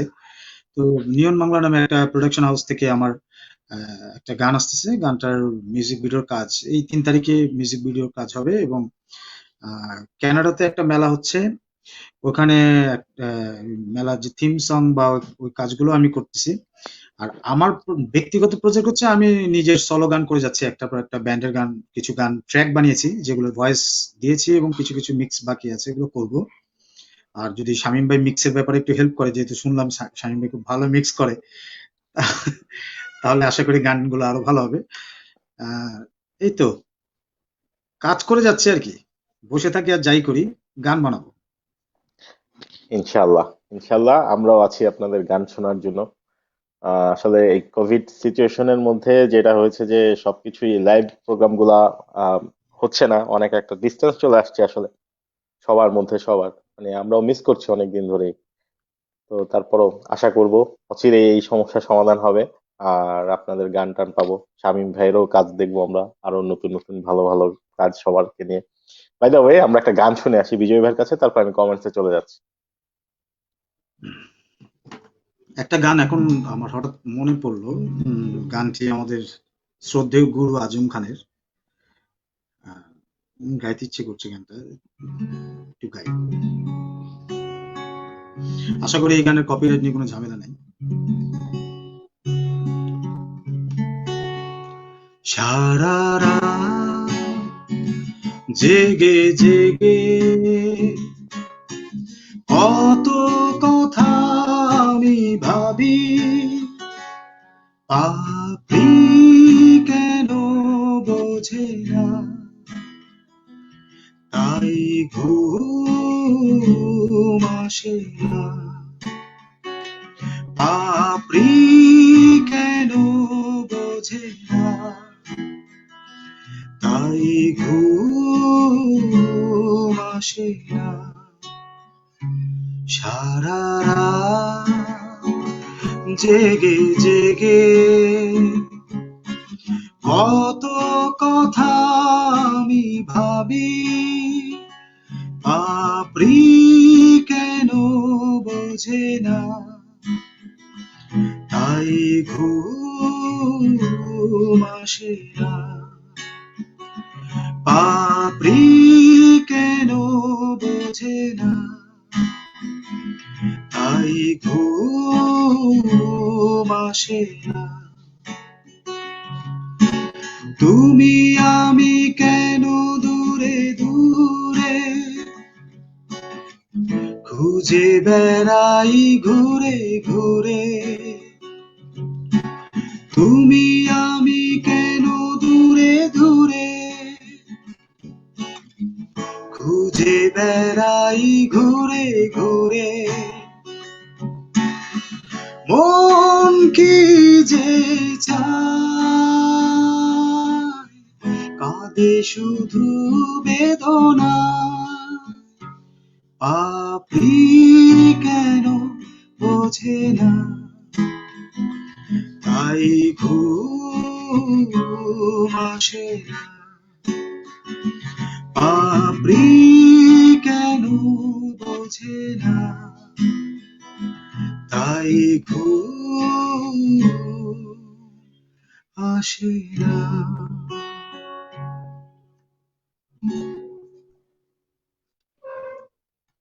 বাহ, ফ্যান্টাস্টিক, অনেক অসাধারণ, ভালো থ্যাংক লাগলো ইউ। আজম ভাইয়ের গানটা শুনে। থ্যাংক ইউ অনেক ভালো লাগলো। বিজয়। হ্যাঁ, আপনার শামীম ভাই, জি, আহ, আপনি তো মানে আপনার জীবনের অনেকটা সময় বসের সাথে কাটাইছেন, তো ওনার আদর্শ বা ওনার অনেক প্রভাব তো আপনার ভিতরেও চলে আসার কথা, কারণ একটা হ্যাঁ মানুষের হ্যাঁ। সাথে থাকতে থাকতে একটা সময় হুম, তার অনেক কিছুই আপনার মানে ক্যাচ করে। তো উনি তো অনেক যেটা মানে জানতাম, মিউজিক ইন্ডাস্ট্রিতে মানে অনেকের আগমন তার হাত ধরে, অনেক নতুন অনেক আসছে তার হাত ধরে। তো লাস্ট এই বিজয় ভাই যেমন, ওনারা অনেকেই আয়ুব বাচ্চু ভাইয়ের বসের হাত ধরে আসছে। তো এখন তো উনি নেই, তো এখন আপনার কি এই ব্যাপারে কোনো ফিউচার কোনো প্ল্যানিং আছে? আপনি তাদের জন্য কিছু করবেন যারা মানে নতুন মিউজিক ইন্ডাস্ট্রিতে আসা বসের হাত ধরে? সুন্দর প্রশ্ন। আসলে বসের এই এই প্রজেক্টগুলোর দায়িত্ব অলমোস্ট অনেকগুলো আমি পালন করেছি, যেমন ডি রকস্টার ওয়ান, যেটা একেবারেই ইয়াংদের নিয়ে কাজ করেছিলেন উনি। তারপরে আয়না অ্যালবাম, তারপরে হচ্ছে বিজয় মামুনের এই যে এই মিক্স অ্যালবামটা হোসেন ইমাম ভাইয়ের সাথে। তারপরে এই ধরনের অনেকগুলো অ্যালবামেও আমি ওনার সাথে সাপোর্টিভ ছিলাম। তো যেহেতু আমি আসলে তো অ্যারেঞ্জারও নই বা সুরকার বা গীতিকারও নই, আমি ছোটদের বলবো না, আসলে যারা এখন আসছে তাদের প্রত্যেকেই চেষ্টা করি কোনো না কোনো ভাবে হেল্প করতে। অনেকেই আমার সাথে যোগাযোগ রাখেন, আর যোগাযোগ করেন যে ভাই এটা লাগবে, এটা করতে পারি, এটা করলে কেমন হয়। তো এই হেল্প গুলা, বা হেল্প বলবো না, মানে আমার কাছ থেকে সাজেশন চাই, আমি এগুলা কিন্তু সবসময় পছন্দ করি। আমি বাচ্চু ভাইয়ের এই জিনিসটা খুবই অসাধারণ ছিল যে ইয়াংদেরকে যারাই আসে তাদেরকে একটা খুব সুন্দর একটা সাহারা দিতেন উনি, একটা মানে হেল্প করতেন যে কোনো ভাবেই। তো আমিও চেষ্টা করি বসের এই জিনিসটাকে ধরে রাখার জন্য, এবং যারা আমার কাছে আসেন বা ফোন করেন বা কথা বলেন তাদেরকে চেষ্টা করি যে একটু উৎসাহ দিতে। বা আমি যেহেতু লাইভ প্রোগ্রাম করি, তো কিছু কিছু অ্যারেঞ্জমেন্ট আমার কোম্পানি থ্রুতে হয়, আমরা চেষ্টা করি তাদেরকে নিয়ে কিছু কাজ করতে, সবাইকে নিয়ে। তো এভাবেই আমরা একসাথেই সবাই এগিয়ে যাচ্ছে বসের সেই বিষয়টাকে যাতে আমরা ধরে রাখতে পারি আর কি। তো সবাইকে নিয়েই কাজ করছি আসলে, এবং ইয়াংদের বিজয় আছে, তারপর আমাদের ডি রকস্টার অনেকেই আছে যাদের সাথে আমাদের কাজ করা হয়, সম্রাট আছে, তারপরে আর অনেকেই এই মুহূর্তে হয়তো নাম মনে পড়ছে না, কিন্তু ওদের সবার সাথেই যোগাযোগ আছে আমাদের। সবকিছু, হ্যাঁ, নিলয় আছে, অনেকের সাথেই এভাবে যোগাযোগ হয়, এবং আমরা একসাথে অনেক কিছুই করার চেষ্টা করি। এবং ভবিষ্যতে যারাও আসবে যে কোনো বিষয়ে, স্পেশালি আমরা রেকর্ডিং বা সেই ধরনের লাইভ প্রোগ্রাম, এগুলা নিয়ে আমরা বেশ ভালোই কাজ করছি। গুড। আচ্ছা, এখানে আমি দু একটা কমেন্টসে না গেলেই না, কারণ হ্যাঁ, সবাই অনেকেই কমেন্টস করছে। বাই দ্য ওয়ে, এখানে একটা কমেন্টস আসছে, আমি পড়ছি। জাহান এবি উনি লিখেছে, বাচ্চু ভাইয়ের মৃত্যুর পর শামীম ভাইকেই আমরা এলআরবির অভিভাবক হিসাবে মানি।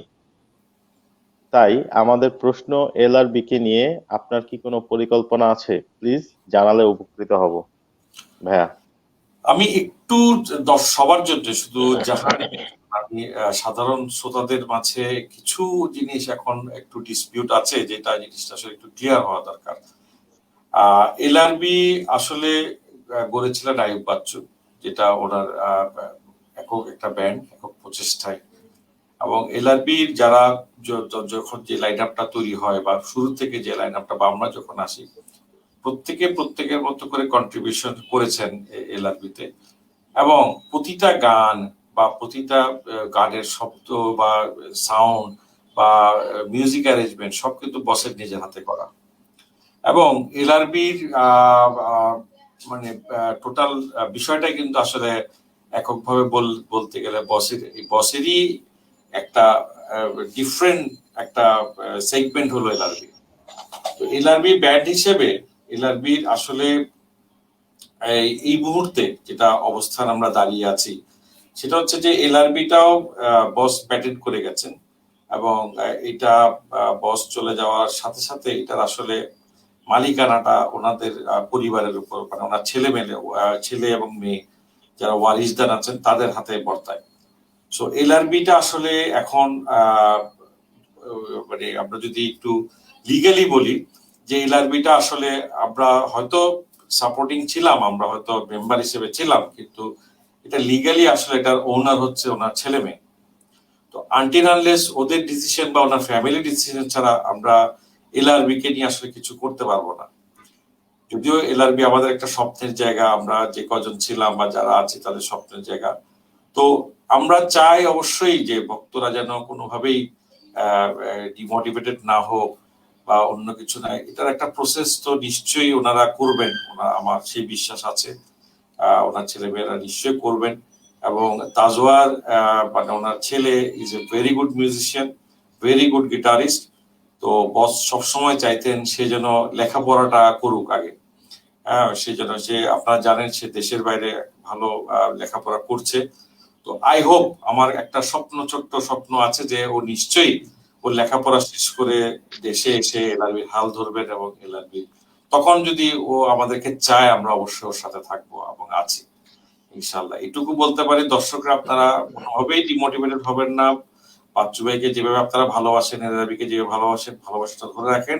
হয়তো একটা ব্রেকে আছে, জিনিসটা একটা ব্রেকে আছে, হয়তো 1-2 বছর পরে অবশ্যই আপনারা নিশ্চয়ই তাজওয়ার বা ওনাদের পরিবার অবশ্যই একটা সিদ্ধান্ত নেবেন এবং স্টেজে নিশ্চয়ই আপনারা নিয়মিত আবার এলআরবিকে দেখতে পাবেন।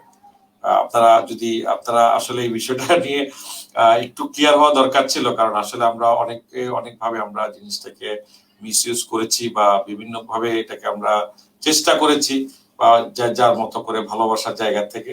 কিন্তু আসলটা হচ্ছে যে যেটা আসলে লিগালি যেটা করা উচিত বা করা সম্ভব সেটাই হবে। এবং আপনারা জানেন যে বাংলাদেশ কপিরাইট বোর্ড ওনার গানগুলোর দায়িত্ব নিয়েছেন বাংলাদেশের সরকার এই প্রথম। এবং ওনারা আজকে একটা দিক নির্দেশনা দিয়েছেন। হ্যাঁ, তো এটা আসলে অনেকের পছন্দ নাও হইতে পারে, বাট এটা একটা সিস্টেমে নিশ্চয়ই আসবে। আমার দৃঢ় বিশ্বাস যে একটা সিস্টেমে আসবে, যেটাতে আসলে সবাই যাতে, কারণ বাচ্চু একটা ইনস্টিটিউট, আমি যদি একেবারেই খোলাখুলি ভাবে বলি, সেটা হচ্ছে বাচ্চু ভাই হচ্ছেন একজন ইনস্টিটিউট, যার মানে যাকে গবেষণা করে একটা মিউজিশিয়ান কমপ্লিট মিউজিশিয়ান হতে পারবেন শিখে, ওনার জিনিসগুলা ফলো করে। সো এই ধারাগুলা নিশ্চয়ই আসলে বন্ধ হয়ে যাবে না বা কোনোভাবেই ক্লোজ হবে না। হয়তো একটা সিস্টেমে পড়বে, যে সিস্টেমটা হয়তো আমরা সবাই এটাতে উপকৃতই হব। এবং এলআরবিও নিশ্চয়ই, এলআরবি কে নিয়ে ওনাদের নিশ্চয়ই একটা প্ল্যান আছে। হয়তোবা এটা হয়তো একটু ব্রেক হয়ে তাও যারা লেখাপড়া শেষ করে হয়তো সে এসে এটার হাল ধরবে। এটা আমার দৃঢ় বিশ্বাস এবং আশা। আমরা চাই করব। তো মানুষকে আসলে সবাইকে বলতে চাই, স্পেশালি যাহা দেবী, তারা কেউ ডিমোটিভেটেড হবে না। তখনকার সিচুয়েশন যেটা ভালো হওয়া দরকার সেটা নিয়ে নিশ্চয়ই হবে। এলআরবি কিন্তু আছে, এখন বন্ধ আছে, তো ওনাদের কাছে আছে, এখন পারফর্ম করছে না, কিন্তু একটা সময় করবে, হয়তো নিশ্চয়ই করবে। হয়তো কোভিড সিচুয়েশনটা না থাকলে হয়তো এতদিনও কিছু একটা আমরা পেয়ে যেতাম নাকি, মানে আসলে মাঝখানে তো আমি প্রায় চাই 10 যে ও লেখাপড়াটা করুক, শেষ করুক। আচ্ছা আচ্ছা। এখন ওর লেখাপড়া করতে একটু সময়টা শেষ করে, কারণ ও যদি ওই যে বললাম আবার ঘুরে ফিরে সেই কথা, আপনার হয়তো মনে থাকতে পারে বস যমুনা টিভির একটা লাইভে বলেছিলেন ওনার ছেলেকে সাথে নিয়ে, আমি চাই না ও প্রফেশনালি মিউজিক করুক, হ্যাঁ, তো ডেফিনেটলি এখন এটা এলআরবি কে নিয়ে যদি তার সে পরিকল্পনা করে, অবশ্যই সেটা একটা যেহেতু বসের একটা ব্যাপারটাকে রাখতে হবে আমাদের, এবং বসকে নিয়ে এলআরবি টাকে সাজাচ্ছ, এটা নিশ্চয়ই আমরা একটা প্ল্যানিং করে সুন্দরভাবে হবে আমার ধারণা।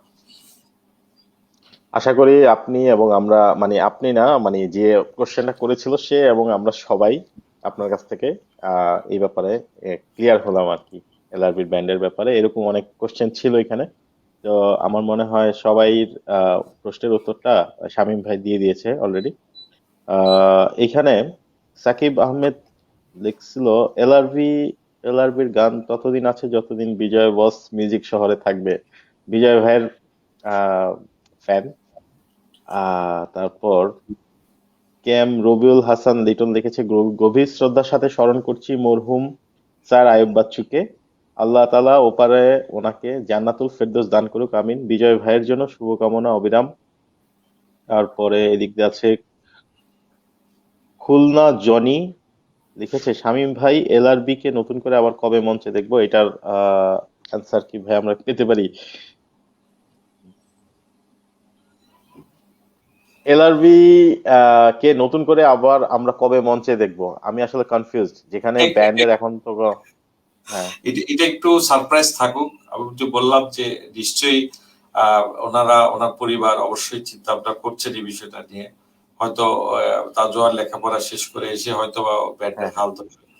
হ্যাঁ, তো আমরা আশায় আছি আমরাও দেখার জন্য, কারণ আমরা আমি একটু বলি দিই, সেটা হচ্ছে যে আমিও কিন্তু বাচ্চুয়ের অসংখ্য বড় ফ্যান।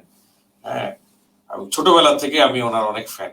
হ্যাঁ, তো সেই হিসেবে এলআরবি প্রথম দিককার 91 বা 90, আমি তো এসেছি 97 91 থেকেই আমি ওনাদের বিভিন্ন শোতে, আমি এবং 93-তে আমি চিটং থেকে ঢাকায় এসেছিলাম শুধুমাত্র বাম্বার এলআরবি পারফরমেন্স দেখার জন্য। হ্যাঁ, সো ব্লেজিং 93, তারপরে 92-র বাম্বার কনসার্ট, এগুলো কিন্তু আমি দর্শক থেকে রেখেছি। আমি একদম ছোটবেলা থেকে ওনার খুব ফ্যান। তো ফ্যান হিসেবে আমিও আপনাদের মতো নিশ্চয়ই চাইবো এলআরবি মঞ্চে থাকুক এবং খুব শিগগিরই। বাট এখন একটা ব্রেকে হয়তো আছে, ইনশাল্লাহ এটা একটা সিস্টেমে নিশ্চয়ই ওনারা এলআরবি কে আবার মঞ্চে ইনশাল্লাহ। নিয়ে আসবেন। ওকে।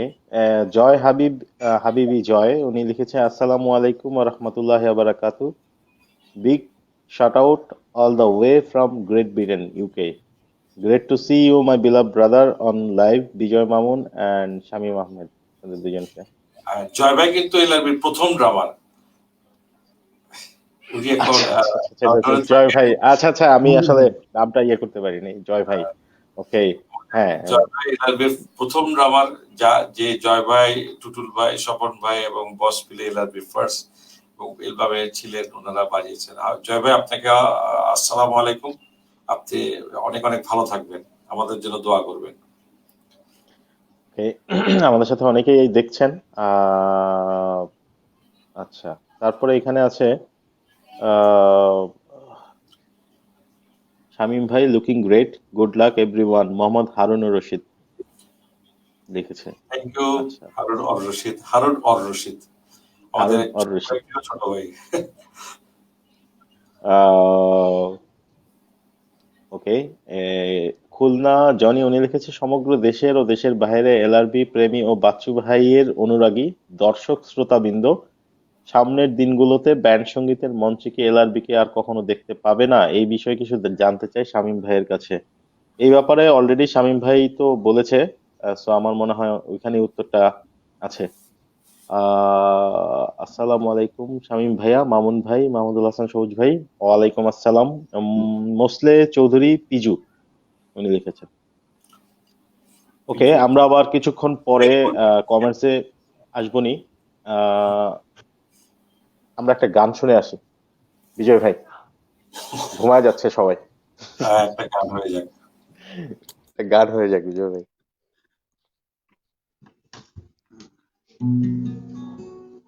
কি গান করবো বলেন, সবুজ ভাই বলেন কি গান করবো?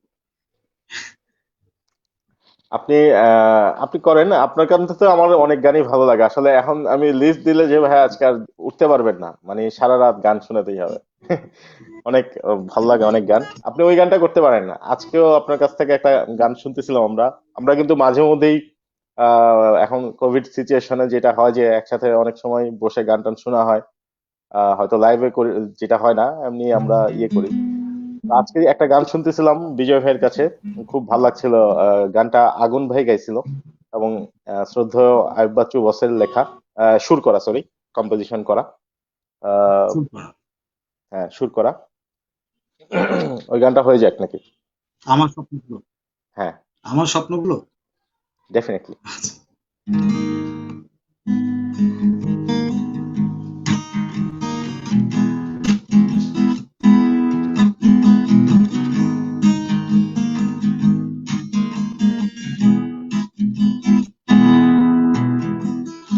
আমার স্বপ্নগুলো কেন এমন স্বপ্ন হয়,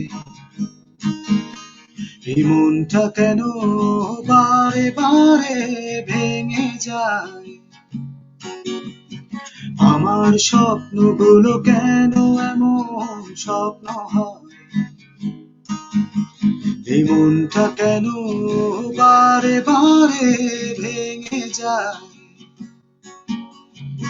আমার কবিতাগুলো প্রতিদিন ছন্দ হারায়, তোমার স্মৃতিগুলো প্রতি রাতে আমাকে কাঁদায়।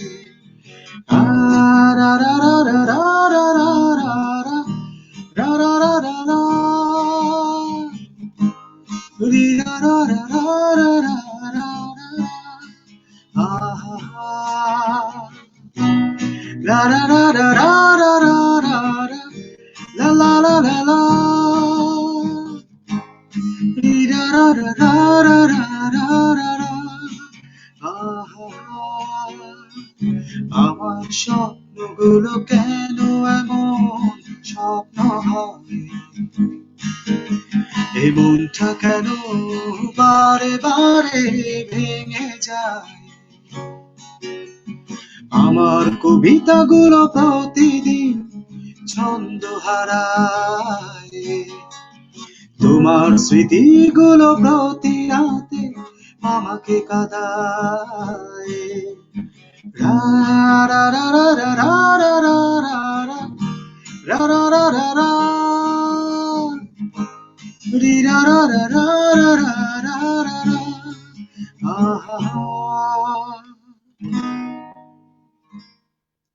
Thank you. আহ আহ অনেক সুন্দর, জোস। এটা আমার one of my favourite song. আমার খুব ভালো লাগে গানটা। আসলে আমার কাছে, আমি না, সবাই জানি আমরা যে আসলে আমাদের আইয়ুব বাচ্চু, শ্রদ্ধেয় আইয়ুব বাচ্চু মরহুম, উনি শুধু নিজের জন্য আসলে করে নাই। আমি ছোটবেলা থেকে দেখে আসছি অনেক মিক্সড অ্যালবামে অনেকের জন্য কাজ করেছে এবং অনেক মিউজিক ইন্ডাস্ট্রিতে অনেকের গানের মানে অনেকের গানের ব্যাকগ্রাউন্ডে উনি ছিল। ওনার অনেক অবদান আসলে। এই ব্যাপারে আপনিও ভালো বলতে পারবেন। সো আমি আসলে একটা জিনিস খুব মানে অবাক হয়ে দেখেছি যে একটা মানুষের এত ট্রান্সফরমেশন কিভাবে হতে পারে। যে উনি হাদি ভাইয়ের জন্য গান করেছেন, জুয়েল ভাইয়ের জন্য গান করেছেন, তারপরে রূপমের জন্য গান করেছেন, বিজয় মামুনের জন্য গান করেছেন, কানিজ সুবর্ণার জন্য গান করেছেন, কিন্তু প্রত্যেকের প্রত্যেকের যে জনরার যে স্টাইলটা মানে অসম্ভব রকম, মানে অন্যরকম লেভেল। যেমন হাদি ভাই যে গানটা আমি জানতামও না, যে মানে আমি এটা অনেক আগে, আপনি আসার আগে হয়তো করেছেন। আমরা একটা আর মিউজিক নামে একটা প্রোগ্রাম করেছিলাম, এই প্রথম আর মিউজিকটা, সেখানে হাদি ভাই এসে বলে যে একটা গান করেছে এবং অত সুন্দর গান। আমি অবাক হয়ে যে এত সুন্দরভাবে কিভাবে উনি করতে পারেন। যে একটা হাদি ভাইদের আসলে তো স্টাইলটা ডিফারেন্ট এবং ওনাদের স্টাইল মানে অন্য রকমের, যেটা বাচ্চুয়ের সাথে খুব। আমরা এটা কেন বলছি, এবং আমরা এছাড়াও তো আমি যে তপনদার ফার্স্ট অ্যালবামটা, হ্যাঁ ওটাও তো একটা মানে সিগনেচার সিগনেচার অবভিয়াসলি। কারণ আসলে উনি খুব মানে সবার জন্য খুব সুন্দর রিড করতে পারেন, অনেকের জন্য গান করেছেন এবং প্রতিটাই মানে প্রতিটা আর্টিস্টের গানগুলো আমার মনে হয় বেশ দর্শক নন্দিত হয়েছে। আহ, আমাদের এখানে আসলে অনেক কমেন্টস আসছে, সবকিছু আমি আসলে পড়া আমার পক্ষে মানে, অনুষ্ঠান যেহেতু একটা সময় সংকীর্ণতার মধ্যে, আই থিংক আমরা আপনারাও এই প্রোগ্রামের পরে কমেন্টস গুলো একটু দেখবেন, দেখে নিবেন, এবং যদি কোনো কারো কোশ্চেন থাকে চেষ্টা করবেন আর কি একটু অ্যান্সার দেওয়ার জন্য। যেমন এখানে একজন লিখেছে জাহানেবি, নিরহংকারী একজন মানুষ ও শিল্পী বিজয় মামুন ভাই, সত্যি এ ধরনের মানুষটাই পারবে সঙ্গীতকে এগিয়ে নিতে। আর একটা মনের কথা হলো, বিজয় মামুনের কণ্ঠে শ্রদ্ধেয় বাচ্চু ভাইয়ের গানের ফ্লেভারটা পাই। হ্যাঁ, ডেফিনেটলি এটা একটা সত্যি কথা। বিজয় ভাইয়ের কণ্ঠে আমাদের কাছে ভালোই লাগে, আর বাচ্চু ভাইয়ের কণ্ঠের ফ্লেভার পাই। আহ আহমেদ মোস্তফা আকিক, উনি লিখেছে, শামীম ভাই কেমন আছেন, অনেকদিন পর আপনাকে দেখছি, অনেক ভালো লাগছে ভাই। ধন্যবাদ আকিব। অনেকদিন পরে, হ্যাঁ, দেখা যাক, কাজ আসলে হচ্ছে না। আহ ওকে। আহ আচ্ছা, ইনশাল্লাহ হবে। অনেক কমেন্টস আসছে। বাই দা ওয়ে, আমরা একটু শামীম ভাইয়ের কাছে জিজ্ঞেস করতে চাই, সেটা হচ্ছে, শামীম ভাই আপনার ফিউচার এখন প্ল্যানিং কি চলছে, সামনে কি করার ইচ্ছা, প্রজেক্ট আমরা একটু জানতে চাচ্ছি। আচ্ছা, এখন তার আগে একটু কয়েকজনকে আমি একটু কমেন্টস একটু জাস্ট থ্যাঙ্কস দিতে চাই। মঈনুদ্দিন রাশেদ শব্দ গল্পের, তাকে থ্যাঙ্কস দিতে চাই। গোলাম মাসুম জিকো ভাই সুদূর জাপান থেকে থ্যাঙ্কস। তারপরে এইমাত্র জয়েন করলো মোহাম্মদ মহসিন ভাই, থাকেন, thank you very much for joining. হ্যাঁ, তো যারা ছিলেন, কোয়েল বাশার ভাই, হ্যাঁ, thank you very much. Nahid নাটাই, থ্যাংক ইউ। আসলে মানে সবার ভালোবাসায় আসলে শিখতো। মানে ফিউচার প্ল্যানিং বলতে আমরা যেটা করতে চাই এখন আসলে, সেটা হচ্ছে যে আসলে আমাদের এই মিউজিক ইন্ডাস্ট্রিকে, হ্যাঁ, মিউজিক ইন্ডাস্ট্রিকে যদি বাঁচাতে হয়, আমাদের সবাই আসলে একযোগে কাজ করতে হবে। আমাদের সেই আবার স্বর্ণযুগটা ফিরিয়ে আনতে হবে। কারণ আমাদের এখানে পাইরেসি বা কন্টেন্ট বা সবকিছু যে মানে সবকিছু মিলে আসলে একটা ফরম্যাটে আসা দরকার। অবশ্যই একটা ফরম্যাটে আসা দরকার। একটা মিউজিশিয়ান কেন মিউজিক করবে? ও মিউজিক করে যদি খেতেই না পারে, জীবন ধারণই করতে না পারে, তাহলে সে কেন মিউজিকে শ্রম দিবে? এবং সেই মিউজিক ইন্ডাস্ট্রির ডেভেলপমেন্ট কোথা থেকে হবে? তো আমাদের ইচ্ছা, আমরাও চেষ্টা করছি যে টোটালি একটা মানে যাতে সবাই একসাথে মিলে কাজ করা যায়, সবাই মিলে যাতে এই জিনিসটাকে আমরা হাল ধরি, এবং সবাই মিলে আমরা যাতে মিউজিক ইন্ডাস্ট্রিটাকে এনরিচ করার চেষ্টা করি। এখন প্ল্যানিং হচ্ছে এটাই, এই মুহূর্তে সবাইকে নিয়ে কাজ করা, এবং সবাইকে মানে সবার সাথে কাজ করা, এবং সবাইকে নিয়ে এগিয়ে যাওয়া। কারণ আমরা আসলে সবাই মিলে একসাথে বাঁচতে চাই, এবং আমাদের মিউজিক ইন্ডাস্ট্রি বাঁচতে হলে আমরা যদি প্রত্যেকের সাথে সহযোগিতা না করি বা না একসাথে না আসি, তাহলে কিন্তু আমরা এই ইন্ডাস্ট্রিকে বাঁচাতে পারবো না। আমরা যদিও মুখে বলছি এটা ইন্ডাস্ট্রি, এটার পিছনে অনেক লোক কাজ করে, হয়তো সবাই সরাসরি মিউজিক করছে না, কিন্তু প্রত্যেকে এবং তাদের পরিবার সবকিছু হ্যাঁ, মিলিয়ে কিন্তু একটা বিশাল, আপনি যদি হিসাব করেন, কিন্তু একটা বিশাল বড় একটা অ্যামাউন্ট অফ পিপল যারা এখানে কাজ করছেন, এবং তারা মানে এমন একটা বিষয় হয়ে গেছে যে ওনারা আসলে কাউকে বলতেও পারছেন না ওনার দুঃখের কথা, আর নিজেকেও নিজে নিয়ে সামলাতে পারছেন না। সো এই জিনিসগুলো না খুবই একটা একটা মিউজিশিয়ানের মেইন উপজীব্য, আমি যেটা মনে করি, ইমোশন। হ্যাঁ, এত বেশি ইমোশনাল যে ওনাদের কাছে আসলে আপনি কোনোভাবেই যাতে আমরা ওনাদেরকে অসম্মানিত না করি, ওনাদের সম্মানের জায়গাটা যেন আমরা ঠিক রাখি, এবং আমরা চেষ্টা করি যাতে এমন একটা কিছু করার যাতে ওনারা কর্মের মাধ্যমে আমাদের কাছে বেঁচে থাকেন, এবং ওনারা ওনাদের যেমন লিভিংটা যেন করতে পারেন। এটা খুবই একটা ইম্পর্টেন্ট ইস্যু এখন আমাদের কাছে, আমার কাছে মনে হয় আর কি। আমি সবার কাছে বিনীত অনুরোধ করব, স্পেশালি যারা এটাকে প্যাট্রোনাইজ করেন, বাংলাদেশের মিউজিক ইন্ডাস্ট্রি, এখানে আমার ভাই মহসিনও আছে, তাকেও অনুরোধ করবো, দে আর ভেরি গুড ইনিশিয়েটিভ। ওনারা বিভিন্ন আমি ওনার সাথে এই গত পরশুদিন মিট করেছি, যে ওনারা একজন আর্টিস্ট, বিখ্যাত আর্টিস্ট চট্টগ্রামের আব্দুল গফুর হালিম, ওনার জন্য একটা রিসার্চ সেন্টার করেছেন, ওনার গানগুলোকে রক্ষণাবেক্ষণ করার চেষ্টা করছেন। তো এই ওনাদের মতো আসলে গাইডেন্স দরকার, ওনাদের মতো গাইডেন্স কিন্তু মিউজিক ইন্ডাস্ট্রিতে আসা দরকার। হ্যাঁ, মিউজিকের সবগুলো জানা, আমাদের বাংলাদেশের মিউজিক যে কত রিচ, এটা আসলে আমরা নিজেরাও জানি না। হ্যাঁ, আমরা হয়তো মিস ইউজ করছি, আমরা হয়তো খুব বেশি বাইরের প্রোডাক্ট শুনতেছি, বাইরের জিনিসের প্রতি অনুরক্ত হচ্ছে। আমরা যদি বাংলাদেশের দিকে তাকাই, বাংলাদেশের মিউজিক কত রিচ সেটা আসলে আমরা শেষ করতে পারবো না, এক জনমে একজন শেষ করতে পারবে না। আমরা যদি সেই হিল ট্র্যাক থেকে শুরু করে একদম সেই টেকনাফ থেকে তেঁতুলিয়া পর্যন্ত যদি হিসাব করি, আপনি বাংলাদেশের মিউজিককে দেখবেন যে বাংলাদেশের মিউজিক নিয়ে বিদেশে ওরা কাজ করে ফেলতেছে, আমরা কিছু করতে পারিনি। আমাদের আমাদের গান বাজনা ওরা নিয়ে যে কাজ করতেছে, ওরা নিয়ে যে এটাকে হিট মানে সুপার হিট করে ফেলছে, মানুষজন আমরাই দেখতেছি ওটা, কিন্তু আমরা যখন ওই গানটা নিজে হয় আমরা দেখি। কিছুদিন আগে আমি একটা এই ধরনের একটা ফোক বেস মিউজিক পার্থদার সাথে কাজ করেছিলাম, আপনারা হয়তো কিছু কিছু দেখেছেন ইউটিউবে। তো ওনারাও চেষ্টা করছেন যে ফোক এবং গান মানে আমাদের সঙ্গীতকে সবকিছু মিলে, শুধু ফোক না, এই ব্যান্ড মিউজিক, এই বিভিন্ন জনরার মিউজিক, সুফি, এই সবগুলাকে নিয়ে যেন আমরা একটা সুন্দর একটা পরিবেশ সৃষ্টি করতে পারি, আমরা যেন আমাদের বায়ার হইতে পারি। হ্যাঁ, আমরা যেন আমাদেরকে দূরে ঠেলে না দিই। আমাদের প্রথম প্রবলেম হচ্ছে এটা, আমরা সবসময় নিজেরটা ছেড়ে পরেরটা বা অন্যদেরটা পছন্দ বেশি করি। হ্যাঁ ফাইন, ঠিক আছে, আমাদেরকে যদি একটু উৎসাহ না দেন আমরা কিভাবে ধীরে ধীরে আগাবো, আমাদেরকেও আগাতে হবে। তো আমি সবাইকে অনুরোধ করব, বাংলা সঙ্গীতের এই জিনিসটা হেল্পটা আপনাদের দরকার, আপনারা করেন, এবং এটাই আসলে মানে আমার কাছে এটাই মনে হয় যে সবাইকে নিয়ে একসাথে কাজ করার একটা ইচ্ছা বা অভিপ্রায় আমার আছে। আমি চেষ্টা করতেছি এটাকে নিয়ে, তো দেখি আল্লাহ কতটুকু কি সফলতা হয় বা কতটুকু কি করতে পারি জানি না, আমি একজন ক্ষুদ্র মানুষ। হ্যাঁ, তবে সবাই মিলে চেষ্টা করলে আমরা নিশ্চয়ই এটাতে আমাদের এই মিউজিক ইন্ডাস্ট্রিকে নিশ্চয়ই বাঁচাতে পারবো। ডেফিনেটলি ভাইয়া, আপনি যেটা বলছেন এটা অনেক ইম্পর্টেন্ট একটা ব্যাপার আমাদের জন্য। খুবই ইম্পর্টেন্ট একটা কথা বলছেন। ইনশাল্লাহ আপনি যেটা বলছেন এটা আমাদের যাতে ফিউচারে আমরা দেখতে পাই।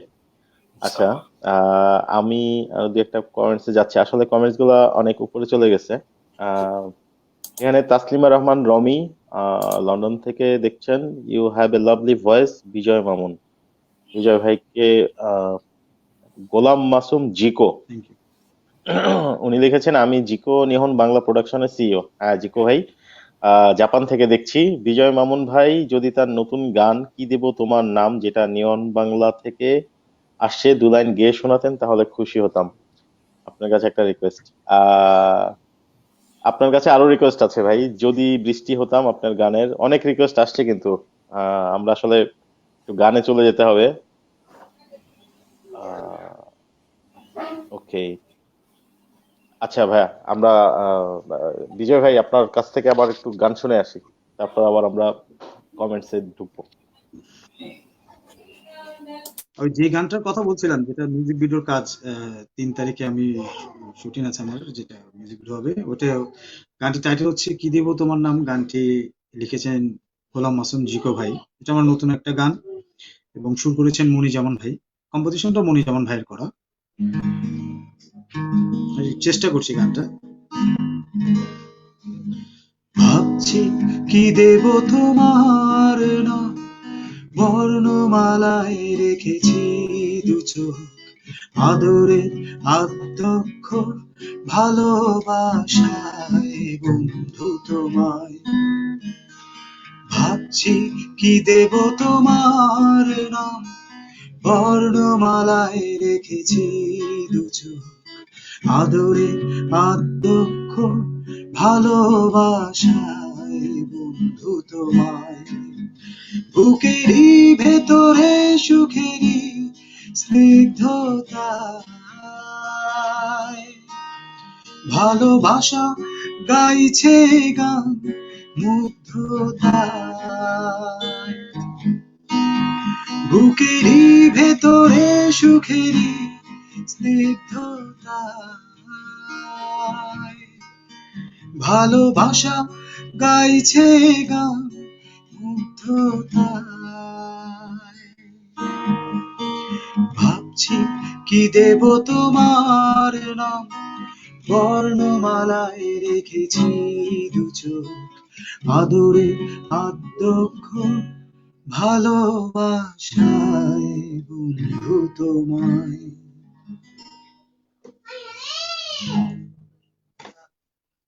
Thank you. বাহ, জোস জোস, আমরা সুন্দর একটা গান পেতে যাচ্ছি সামনেই, অনেক সুন্দর। আচ্ছা, আমাদের এখানে মহিউদ্দিন রাশেদ ভাই কমেন্টস করেছেন, শব্দ গল্পের পক্ষ থেকে ব্যান্ড মিউজিক লাভার্সকে অনেক অনেক শুভেচ্ছা। আচ্ছা, আপনাকে অনেক, হ্যাঁ আপনাকে অনেক ধন্যবাদ আমাদের সাথে থাকার জন্য আজকের এই আয়োজনে মহিউদ্দিন রাশেদ ভাই। থ্যাঙ্কস। ইনশাল্লাহ আশা করি আমাদের সাথেই থাকবেন। আর কমেন্টস গুলা অনেক কমেন্টস আসলে স্কিপ হয়ে যাচ্ছে আমার কাছে। আহ, খুব ভালো লাগছে। আমার আপনাদের খুব ভালো লাগছে আমার আপনাদের লাইভে দেখে, অনেক অনেক ভালোবাসা রইলো, লিংকন চৌধুরী।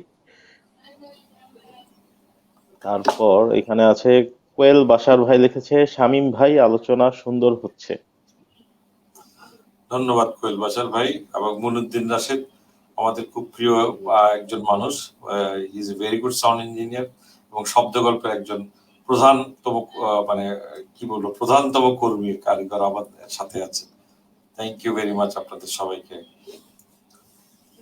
লানা খান লিখেছে, মামুন ভাইকে অনেকদিন ধরেই চিনি, সঙ্গীত প্রেমী একজন মানুষ। তারপর আমির আলী লিখেছে, খুবই ভালো লাগছে। আসলে এবি বসকে সামনে থেকে আমার দেখা হয়নি, সেটা আমার ব্যাড লাক।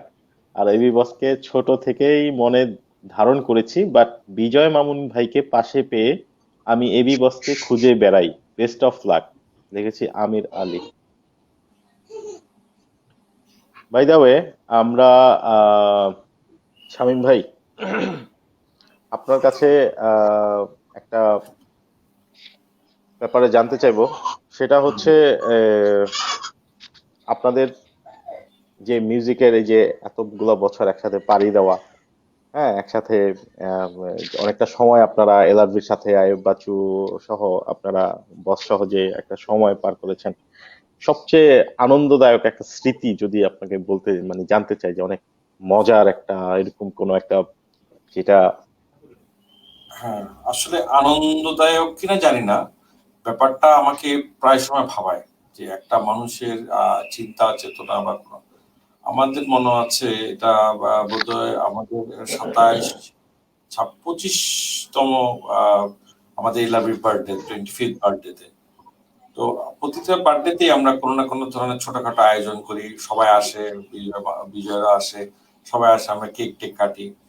তো হঠাৎ করে বাচ্চু ভাই আগের দিন বলছে যে একটা কাজ করি, এবার আমরা বার্থডেটা একটু ডিফারেন্ট ভাবে করি।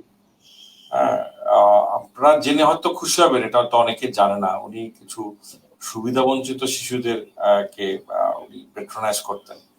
হ্যাঁ, বাচ্চাদের, তো তাদেরকে নিয়ে আমরা একটা বার্থডে করেছিলাম। সব ওই শিশুরা আসছিল। আমরা একটা ধানমন্ডিতে একটা সুন্দর রেস্টুরেন্ট নিয়েছিলাম, যেখানে আমরা সবাই একসাথে দুপুরে লাঞ্চ করেছিলাম এলআরবির সাথে।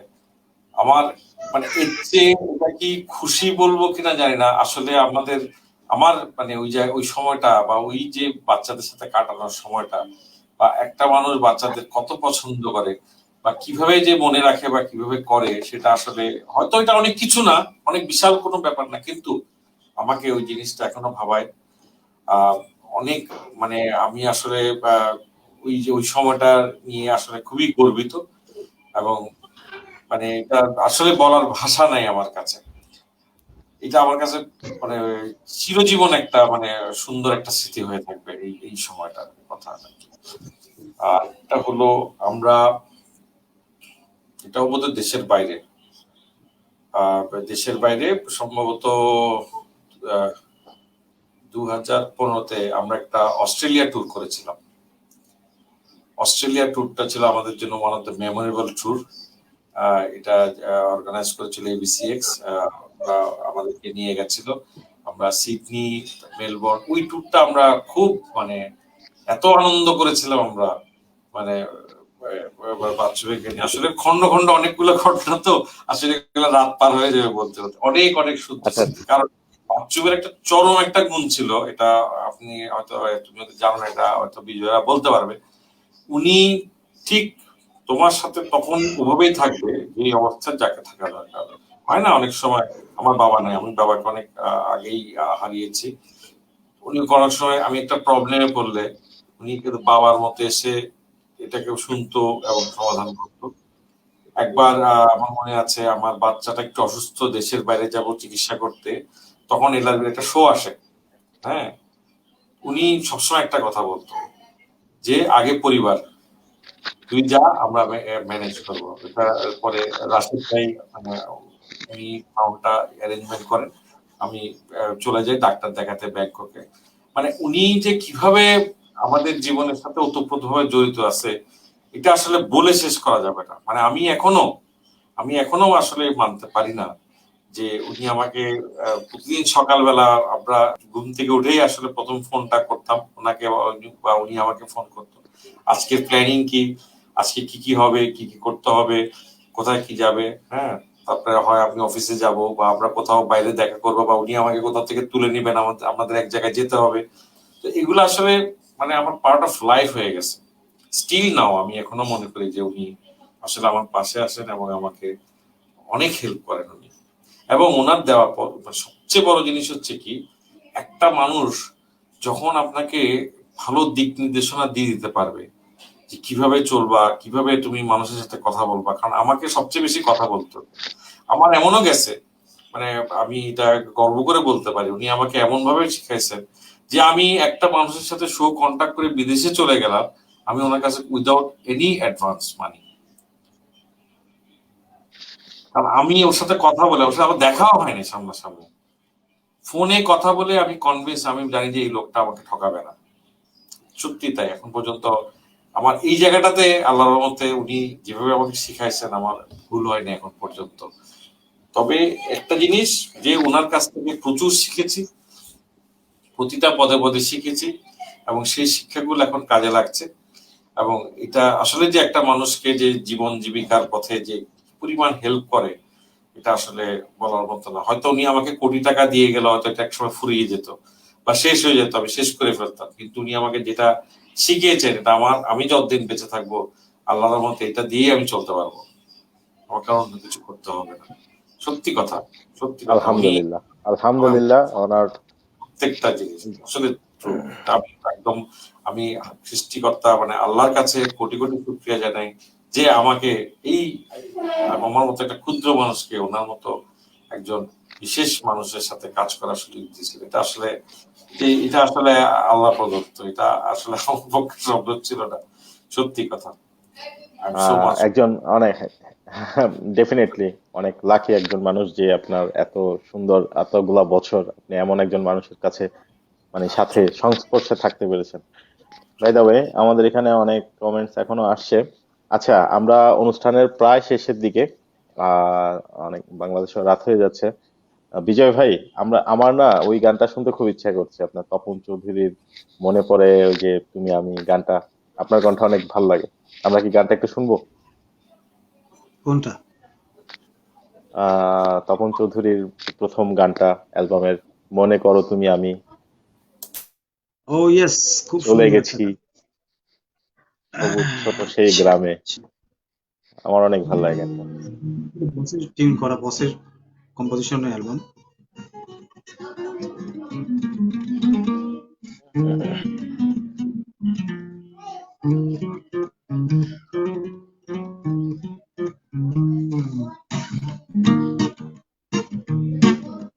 মনে করো তুমি আমি চলে গেছি সবুজ ছোট সেই গ্রামে। ভালো লাগা স্বপ্নকে সাথী করে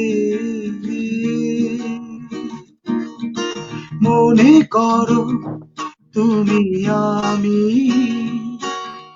চলে গেছি সবুজ ছোট সেই গ্রামে। ভালো লাগা স্বপ্নকে সাথী করে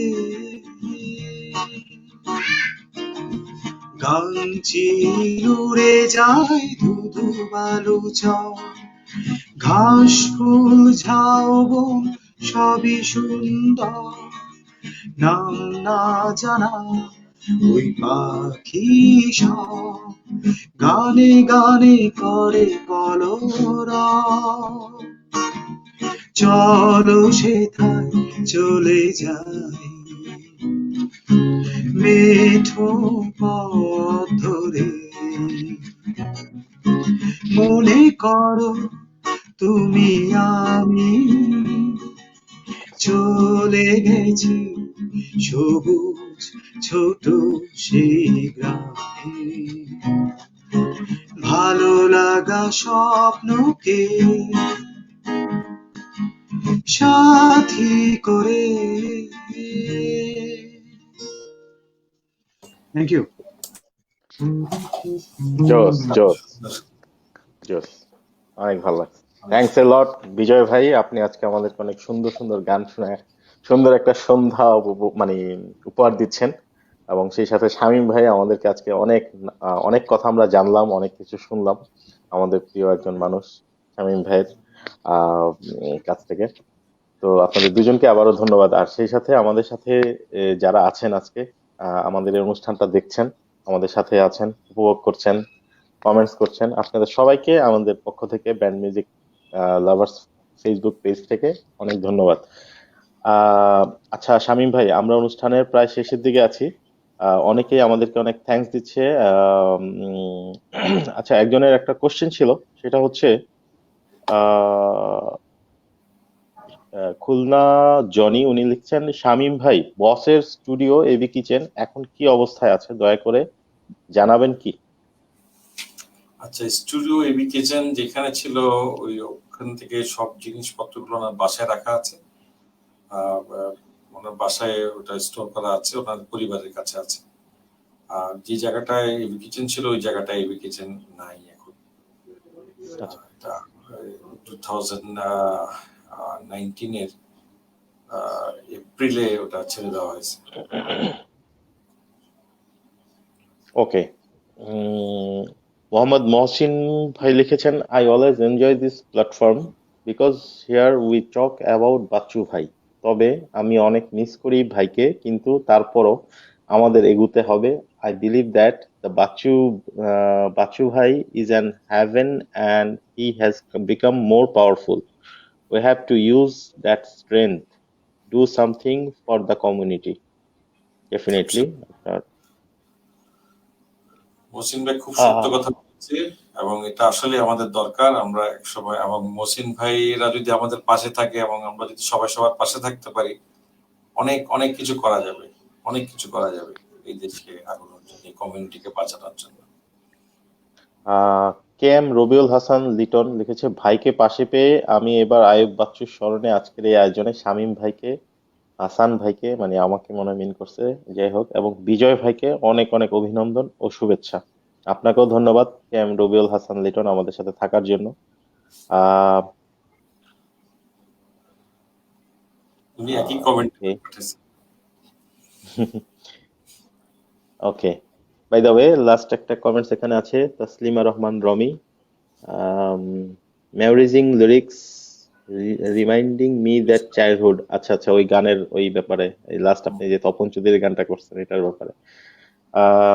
বাই দ্য ওয়ে শামীম ভাই, আমরা অনুষ্ঠানের শেষ প্রান্তে চলে আসছি। আবার একদিন আমরা একসাথে আবার অবশ্যই একদিন বসবো। তার আগে আমি বিদায় নেওয়ার আগে দিয়ে বিজয় ভাইয়ের কাছ থেকে একটা গান অবশ্যই শুনবো।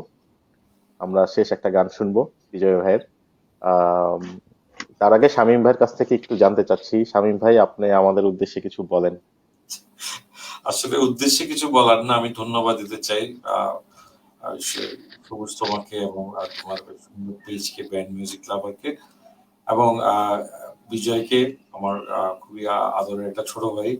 হ্যাঁ, so I am so honoured যে আমি আজকে, মানে আমি আসলে বাচ্চু ভাইকে নিয়ে বলার মতো, কথা বলার মতো ধৃষ্টতা আমার নাই। আমি ওনাকে অনেক অনেক অনেক ভালোবাসি এবং অনেক মানে শ্রদ্ধা করি। আমি শুধু একটাই, আজকে যারা ছিলেন তাদেরকে অনেক কৃতজ্ঞতা যে আপনারা আজকে আমাদেরকে দেখেছেন এবং আপনাদের সাথে থেকেছেন। আপনারা সবাই বাচ্চুদের জন্য দোয়া করবেন, আমাদের জন্য দোয়া করবেন, আমরা যেন ভালো কিছু করতে পারি, এই মিউজিক, এই ইন্ডাস্ট্রিকে যেন বাঁচিয়ে রাখতে পারি। আমরা সবাই মিলে একসাথে কাজ করে যেতে পারি, এটা যেন এনগেজ হয়। আর আপনাদের সাপোর্টটা আমাদের খুব বেশি ইম্পর্টেন্ট, সবচেয়ে বেশি ইম্পর্টেন্ট আপনাদের সাপোর্টটা। আপনারা যদি বাংলা গান না শুনেন, এই বাংলা গান কিন্তু ধীরে ধীরে হারিয়ে যাবে, শোনার মানুষ থাকবে না। সো আপনাদের কাছেই অনুরোধ যে আপনারা যারা দর্শক মন্ডলী, বস সবসময় বলতেন যে অডিয়েন্স ইজ মাই অক্সিজেন। হ্যাঁ, একটা একটা মানুষ সারা জীবন আপনাদের ভালোবাসায়, এখন পর্যন্ত আপনাদের ভালোবাসায় বেঁচে আছেন আমাদের সবার অন্তরে। সো আপনারা যদি বাংলা গানের সাথে না থাকেন, সবাইকে আর্টিস্টদেরকে সাপোর্ট না করেন, আসলে আমরা আমাদের এই আর্টিস্টরা বা আমরা কেউ এগোতে পারবো না। সো আমাদের জন্য দোয়া করবেন, আপনাদের সবার জন্য। এবং আবার আমি সবুজকে একটু ধন্যবাদ জানাই, কৃতজ্ঞতা, অনেক ধন্যবাদ আমাকে বলার জন্য, আহ, আমাকে রাখার জন্য। Thank you Bijoy, it's been nice. মানে আমার খুব ভালো লেগেছে। আশা করি সবার সাথে আবার দেখা হবে। সবাই খুব ভালো থাকবেন, অনেক ধন্যবাদ। থ্যাঙ্কস, আপনাকে অনেক অনেক ধন্যবাদ। আপনাকেও শামীম ভাই, আপনাকে আসলে ধন্যবাদ দিয়ে ছোট করতে যাচ্ছি না। আপনার মতো একটা অনেক ভালো একটা মানুষের মানে সান্নিধ্য আজকে আমরা কিছুক্ষণের জন্য পেয়েছি। আমরা অনেক গর্বিত, মানে আমার নিজের কাছে অনেক ভালো লাগছে, কারণ আপনাকে আমরা মন থেকে আসলে অনেক ভালোবাসি। তো আমরা যারা মিউজিকের সাথে রিলেটেড, অনেকেই আপনাকে অনেক আগে থেকে অনেক ভালো করে চিনি এবং অনেক ভালো লাগে আপনাকে, যেটা সত্যি কথা, মন থেকে ভালোবাসি। আপনাকে পেয়ে আমাদের কাছে অনেক ভালো লাগছে। বিজয় ভাই, আপনি কিছু আচ্ছা, আপনি গান তারপরে আপনি বিদায় নিয়ে নিন সবার কাছ থেকে। গান করার আপনার আগে কাছে আমি শুনেন, আমার না, অনেকেরই রিকোয়েস্ট, প্লাস আমারও রিকোয়েস্ট, যে যদি বৃষ্টি হতাম গানটা আমরা শুনতে যাচ্ছিলাম আপনার কাছে, আপনার গান। এবং আচ্ছা, এই গানটার ব্যাপারে আমরা গান একটু শুনতে চাচ্ছি, এই গানটার একটু স্টোরিটা একটু শুনতে চাচ্ছিলাম। Very simple. এটা ওই পিওর সাউন্ড নামে একটা স্টুডিও ছিল, সেই স্টুডিওতে একদিন বৃষ্টির দিন আমি বসে, কাজ ছিল একটা অন্য গানের। তো তখন গীতিকার কাজী বিভাস এসে একটা ছোট্ট ছিঁড়া ছেঁড়া একটা কাগজের মধ্যে 4 লাইন লিখে নিয়ে আসছে যে গানটা কেমন হবে দেখো তো। তখন আমি সুর করি এবং গানটা সেখানে কমপ্লিট হয়, এবং রাত্রে বাসায় এসে আমি মিউজিক করি। তারপর এটা টেলিফিল্মে যায়। টেলিফিল্মে যাওয়ার পর মোটামুটি যখন রেডিও স্টেশন গুলোতে যায়, তারপরে বুঝি যে আসলে আহ, গানটা মানুষের ভালো লেগেছে। তো সেখান থেকে গানটার বয়স অলমোস্ট 10 বছর হয়ে গেছে এখন। এখনো অনেকের প্রিয় গান, এটা আমার জন্য অনেক বড় একটা পাওয়া। যারা এই গানটাকে ভালোবাসেন, যারা এই গানটা দিয়ে আমাকে চিনেছেন, তাদের কাছে আমি অনেক কৃতজ্ঞ এবং আপনাদেরকে শ্রদ্ধা জানাচ্ছি, সালাম জানাচ্ছি। আহ পাশে থাকবেন, তাহলে আরো ভালো কিছু কাজ করার উৎসাহ পাবো। আর শামীম ভাইকে থ্যাঙ্কস আজকে। আহ খুবই ভালো লাগছে আসলে। শামীম ভাই আমার খুব রেসপেক্টেবল একজন মানুষ। শামীম ভাই হয়তো নিজেও জানেন না, কারণ বস সবসময় একটা কথা বলতেন আমাকে, এটা দুলাল ভাই জানেন, দুলাল ভাই এখন জীবিত আছেন। সবসময় বলতেন যে তুই শামীম ভাইয়ের সাথে যোগাযোগ রাখ, সবসময়। তা আমি বলতাম, বস শামীম ভাই তো খুব ব্যস্ত মানুষ, ওনার সাথে কি বলো, ওই ব্যস্ত থাকলেও তুই ফোন দিবি, তুই ফোন দিয়ে সবসময় ওনাকে যোগাযোগ রাখবি, যোগাযোগ রাখবি। তো বসের সেই অর্ডারটা এখন আমি পালন করছি, সেই আদেশটা আমি এখনো পালন করছি। আমি শামীম ভাইকে বিরক্ত করি, প্রায় ফোন দেই, কোনো রকম কোনো সিদ্ধান্ত নেওয়ার আগে আমি শামীম ভাইকে জানাই। এমনকি আমি দেশের বাইরে শো করতে গেলেও, লাস্টলি শামীম ভাই আমাকে 2018-তে ইন্ডিয়ায় একটা শো করার আহ, করে দেয় আর কি, সুযোগ করে দেয় শামীম ভাই 2017-তে, 16 ডিসেম্বরে। ওই শোটা করার টোটাল ব্যবস্থাটা শামীম ভাই করে দেয় আমাকে, এই জন্য শামীম ভাইয়ের কাছে কৃতজ্ঞ। এবং শামীম ভাইয়ের হাত ধরে আমার ঢাকা ক্লাব আর অনেক জায়গায় শো করার সুযোগ হয়েছে। আহ শামীম ভাইয়ের কাছে আমি কৃতজ্ঞ, এবং সবুজ ভাই আপনাকেও থ্যাঙ্কস। আপনাদের পেজের জন্য অনেক অনেক শুভকামনা রইল। আহ, আর আমার এই গানটা আচ্ছা, অনেকে কাভার আমি করেছে, জানি না কাভার করেছে তারা দেখছেন কিনা। আহ, অনেকে দেখছি যে কাভার করছে কিন্তু শিল্পীর নামটা ইউজ করছে না। আমি আসলে কারো নামে কোনো কপিরাইট, কোনো মামলা হামলায় যাব না। আমার গান সবাই গাইতে পারবে, ভবিষ্যতেও গাবেন। এটা গান বাঁচিয়ে রাখে দর্শকরাই, শ্রোতারাই, এবং গান বাঁচিয়ে রাখে শিল্পীরাই, যুগে যুগে। এবং আমরাও আমাদের গুরুজনদেরকেও দেখেছি কাভার সং করতে করতে করতে করতে, আমরাও কাভার সং করতে করতেই আস্তে আস্তে এই জগতে পা দিয়েছি। তা আমার গান সবাই কভার করতে পারবে, আমার কোনো দ্বিধাদ্বন্দ্ব, কোনো কথা নাই। গানটা করছি, গানটা গীতিকার কাজী বিবাস। আমি গানটা শুরু আমি একটু বলে নিচ্ছি, সেটা হচ্ছে আমাদেরকে সালহিন খান ভাই সালাম জানাইছে শামীম ভাই এবং বিজয় ভাইকে। এরকম। ওকে, সরি আমি মাঝখানে একটু ইন্টারাপ্ট করলাম। হ্যাঁ, গানটা শুনি। গানটা শোনার জন্য এতক্ষণ আচ্ছা। বসেছিলাম। আজকের আর আজকের আমার শেষ মনে হয় আকর্ষণ। এখানে জয়েন করেছিল এটিএন বাংলার প্রডিউসার লানা খান, তারপরে এলআরবি ফাউন্ডার ড্রামার জয় ভাই, আহ, জি। সবাইকে আমাদের পক্ষ থেকে, শামীম ভাই, আমার সবুজ ভাই, আমাদের পক্ষ থেকে আহ অনেক অনেক সালাম। যারা সময় দিয়েছেন আমাদেরকে, আজকে আমাদের ধৈর্য ধরে আমাদের কথা শুনেছেন, সবার কাছে কৃতজ্ঞ। ডেফিনেটলি ধৈর্য ধরে যারা আমাদের এতক্ষণ বকবকানি শুনেছেন। ওকে ভাই। আবেগী বর্ষায় ভালোবাসার কবিতা লিখে, দৃষ্টির সীমানায় মন চায় তোমাকে, এতটা কাছে তুমি তবু যায় না ছোঁয়া, এতটা ভালোবাসা তবু হয় না দেয়া, এতটা কাছে তুমি তবু যায় না ছোঁয়া, এতটা ভালোবাসা তবু হয় না দেয়া। যদি বৃষ্টি হতাম তোমায় ভিজিয়ে দিতাম, তোমাকে স্পর্শ থাকতো না অধরা, এতটা কাছে তুমি তবু যায় না ছোঁয়া, এতটা ভালোবাসা তবু হয় না দেয়া, এতটা কাছে তুমি তবু যায় না ছোঁয়া, এতটা ভালোবাসা তবু হয় না দেয়া। অদৃশ্য সীমানা তোমার আমার মাঝে, চাঁদ হারিয়ে যায় রাত ফুরবার আগে, অদৃশ্য সীমানা তোমার আমার মাঝে, চাঁদ হারিয়ে যায় রাত ফুরবার আগে, এতটা কাছে তুমি তবু যায় না ছোঁয়া, এতটা ভালোবাসা তবু হয় না দেয়া, এতটা কাছে তুমি তবু যায় না ছোঁয়া, এতটা ভালোবাসা তবু হয় না দেয়া।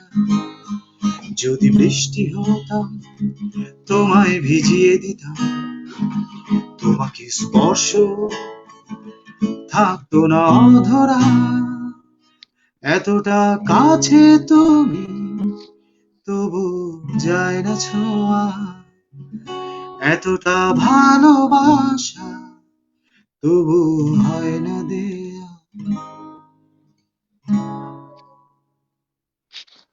Thanks, thanks a lot thank you. Bijoy ভাই, আপনাকে অনেক ধন্যবাদ। একটা ছোট্ট আমার কথা একবারে শেষ করছি, সেটা হচ্ছে জি জি এই গানটা কিন্তু sure. লাস্ট আর্ট মিউজিকে আমি করার সুযোগ পাই, এবং আর্ট মিউজিকে বস এটাকে নতুন করে ডিজাইন করে বস বাজিয়েছিলেন, এবং গানটা শেষে বস প্রায় অনেকক্ষণ গিটার বাজিয়েছিলেন। যদিও ওই ভিডিওটা আমি কোথাও খুঁজে পাচ্ছি না, আর টিভির কোনো পেজেও পাচ্ছি না কোথাও, আচ্ছা বা আচ্ছা, ইউটিউব চ্যানেলও পাচ্ছি না। বাট এটা আমার অনেক বড় একটা পাওয়া ছিল যে আমার সুরের একটা গান বস আর মিউজিকের মতন একটা প্রোগ্রামে বাজিয়েছিলেন। এটা আমার জন্য অনেক বড় একটা পাওয়া, তো হঠাৎ মনে পড়লো আর কি। জোস জোস, থ্যাংক ইউ। অনেক ভালো লাগছে শুনে। আসলে গানটা অনেক শিহরণ শিহরণ জায়গায়, বুঝছেন, গানটা অনেক ভালো লাগে, আসলে সুন্দর অন্যরকম একটা ফিল আসে। অনেক জোস একটা গান, কমপ্লিমেন্টস আপনাকে এত সুন্দর একটা গানের আহ, ইয়ে হওয়ার জন্য। শামীম ভাই, আপনাকে দেখে মনে হচ্ছে কিছু বলতে চাচ্ছেন, কিছু কি বলবেন আমাদের উদ্দেশ্যে ভাইয়া? না না, উদ্দেশ্য সব শেষ। আসলে আমি মানে যারা দর্শক যারা এখানে হ্যাঁ, এসছেন, বা যারা আমাদের ভাই ব্রাদাররা যারা এসছেন আমাদেরকে কমেন্ট করেছেন, এই মানে আসলে বলার ভাষা নাই যে আপনারা আমাদেরকে এত ভালোবাসেন, আমাকে এত ভালোবাসেন। এবং সত্যি আমি সবুজকে আবারও একটু ধন্যবাদ দিই। মাসুদুল হাসান খোকন ভাই, উনি আসলে আমার গিটার ওস্তাদ। আহ, শেষ না করলে হয় না। না, খোকন ভাই আমাদের আসলে শেষ করতে হবে। আহ, লানা খান খুব সুন্দর লিখেছেন, কিছু বকবকানি শিখায়, অনেক কিছু জানায়। শুভেচ্ছা সবাইকে, ধন্যবাদ, ইটস ভেরি গুড। জয় ভাই লিখেছে ব্রিলিয়ান্ট। আসলে এই আমাদের মনে হয় মানে এই রাতকে রাত পার করে দেওয়া যাবে। আসলে আমরা বস যেরকম, বসও কিন্তু খুব আড্ডা মারতে পছন্দ করতেন। হ্যাঁ, তো খুবই পছন্দ। এবং উনি উনি কখনোই, আমি একটা জিনিসটা শেয়ার করতে চাই, যে উনি কখনোই একা খাবার খেতে পারতেন না। এটা একটা ওনার অদ্ভুত গুণ ছিল। মানে দুপুরের লাঞ্চ বা বিকেলের নাস্তা হোক বা যাই কিছু হোক ওনার সাথে মিনিমাম, এবং আল্লাহর কি রহমত ওনার সাথে আসলেই আমরা সবসময় 8-10 জন থাকতামই। উনি একা কখনো খাবার খেতে পারতেন না, খেতেনও না। এটা একটা ওনার অসম্ভব ভালো গুণ ছিল, এবং এটা আসলেই মানে এখনো খুব মানে যখনই করি মানে আমাদের ম্যাক্সিমাম টাইম আমরা অফিসে লাঞ্চ করতাম, বস সহ আমি, বস দুলাল ভাই, মাসুদ, অনেকের সময় অনেকে বিজয় এরা যেত, মামুনরা যেত, বা আর অনেকে আসতো, সেই সাইফুল বা রুবেলের হাতে রান্না। হ্যাঁ, মানে এগুলো আসলে ভোলার মতো না, মানে আসলে এই যে বললাম মানে বলে আসলে শেষ করা যাবে এটা কথাগুলো। যাই হোক, আমাদের মনে হয় শেষ করা উচিত, মানুষজন কতক্ষণ পরে মারবে আমাদের। বাই দ্য ওয়ে, বিজয় ভাই আপনাকে অনেক ধন্যবাদ, আমাদের সাথে আজকে থেকে অনেক সুন্দর সুন্দর অনেক একটা সুন্দর একটা ধন্যবাদ সন্ধ্যা শামীম উপহার দিলেন। ভাইকে। আবারও ধন্যবাদ আপনাকে, শামীম ভাইকেও আবারও ধন্যবাদ। আবার দেখা হবে ইনশাল্লাহ। আর আপনাদের সবাইকে ধন্যবাদ আমাদের সাথে থাকার জন্য। আমাদের অনুষ্ঠানটা যদি ভালো লাগে, আপনাদের একটুও ভালো লেগে থাকে, সেটাই আমাদের সার্থকতা আজকে। হ্যাঁ, শামীম ভাই অনেক আহ, মহামূল্যবান সময় আমাদের কাছে দিল, সেই জন্য শামীম ভাই কে আসলেই আমার মন থেকে অনেক ভালোবাসা শামীম ভাইয়ের জন্য। সবাই ভালো থাকবেন, সুস্থ থাকবেন, ইনশাল্লাহ আমাদের সাথেই থাকবেন। আর আমাদের পেজের এই প্রোগ্রামগুলো যদি আপনাদেরকে ভালো লাগায়, আপনারা যদি ভালো লেগে থাকে আপনাদের কাছে, তাহলে আমাদের পেজের সাথে থাকবেন। আমাদের জন্য দোয়া করবেন, সবার জন্য। যাতে আমরা এই প্যান্ডেমিক সিচুয়েশনে, এখনো কিন্তু সিচুয়েশন নর্মাল হয় নাই, যেহেতু ওয়ার্ল্ডে একটা বিশাল একটা প্রবলেম চলতেছে। আমি ইউরোপে থাকি, আমাদের এখানে অবস্থা খুবই খারাপ, আবার নতুন করে প্রবলেম শুরু হয়েছে, মানে সেকেন্ড ওয়েভ যেটা। তো সবাই আমাদের জন্য দোয়া করবেন, আমিও সবার জন্য দোয়া করছি, আমরাও সবার জন্য দোয়া করব। সবাই ভালো থাকবেন, সুস্থ থাকবেন, আর কিপ ডিস্টেন্স, এখনো যেহেতু সিচুয়েশন নর্মাল হয়নি। ভালো থাকবেন, শুভরাত্রি। আল্লাহ হাফিজ, আসসালামু আলাইকুম সবাইকে।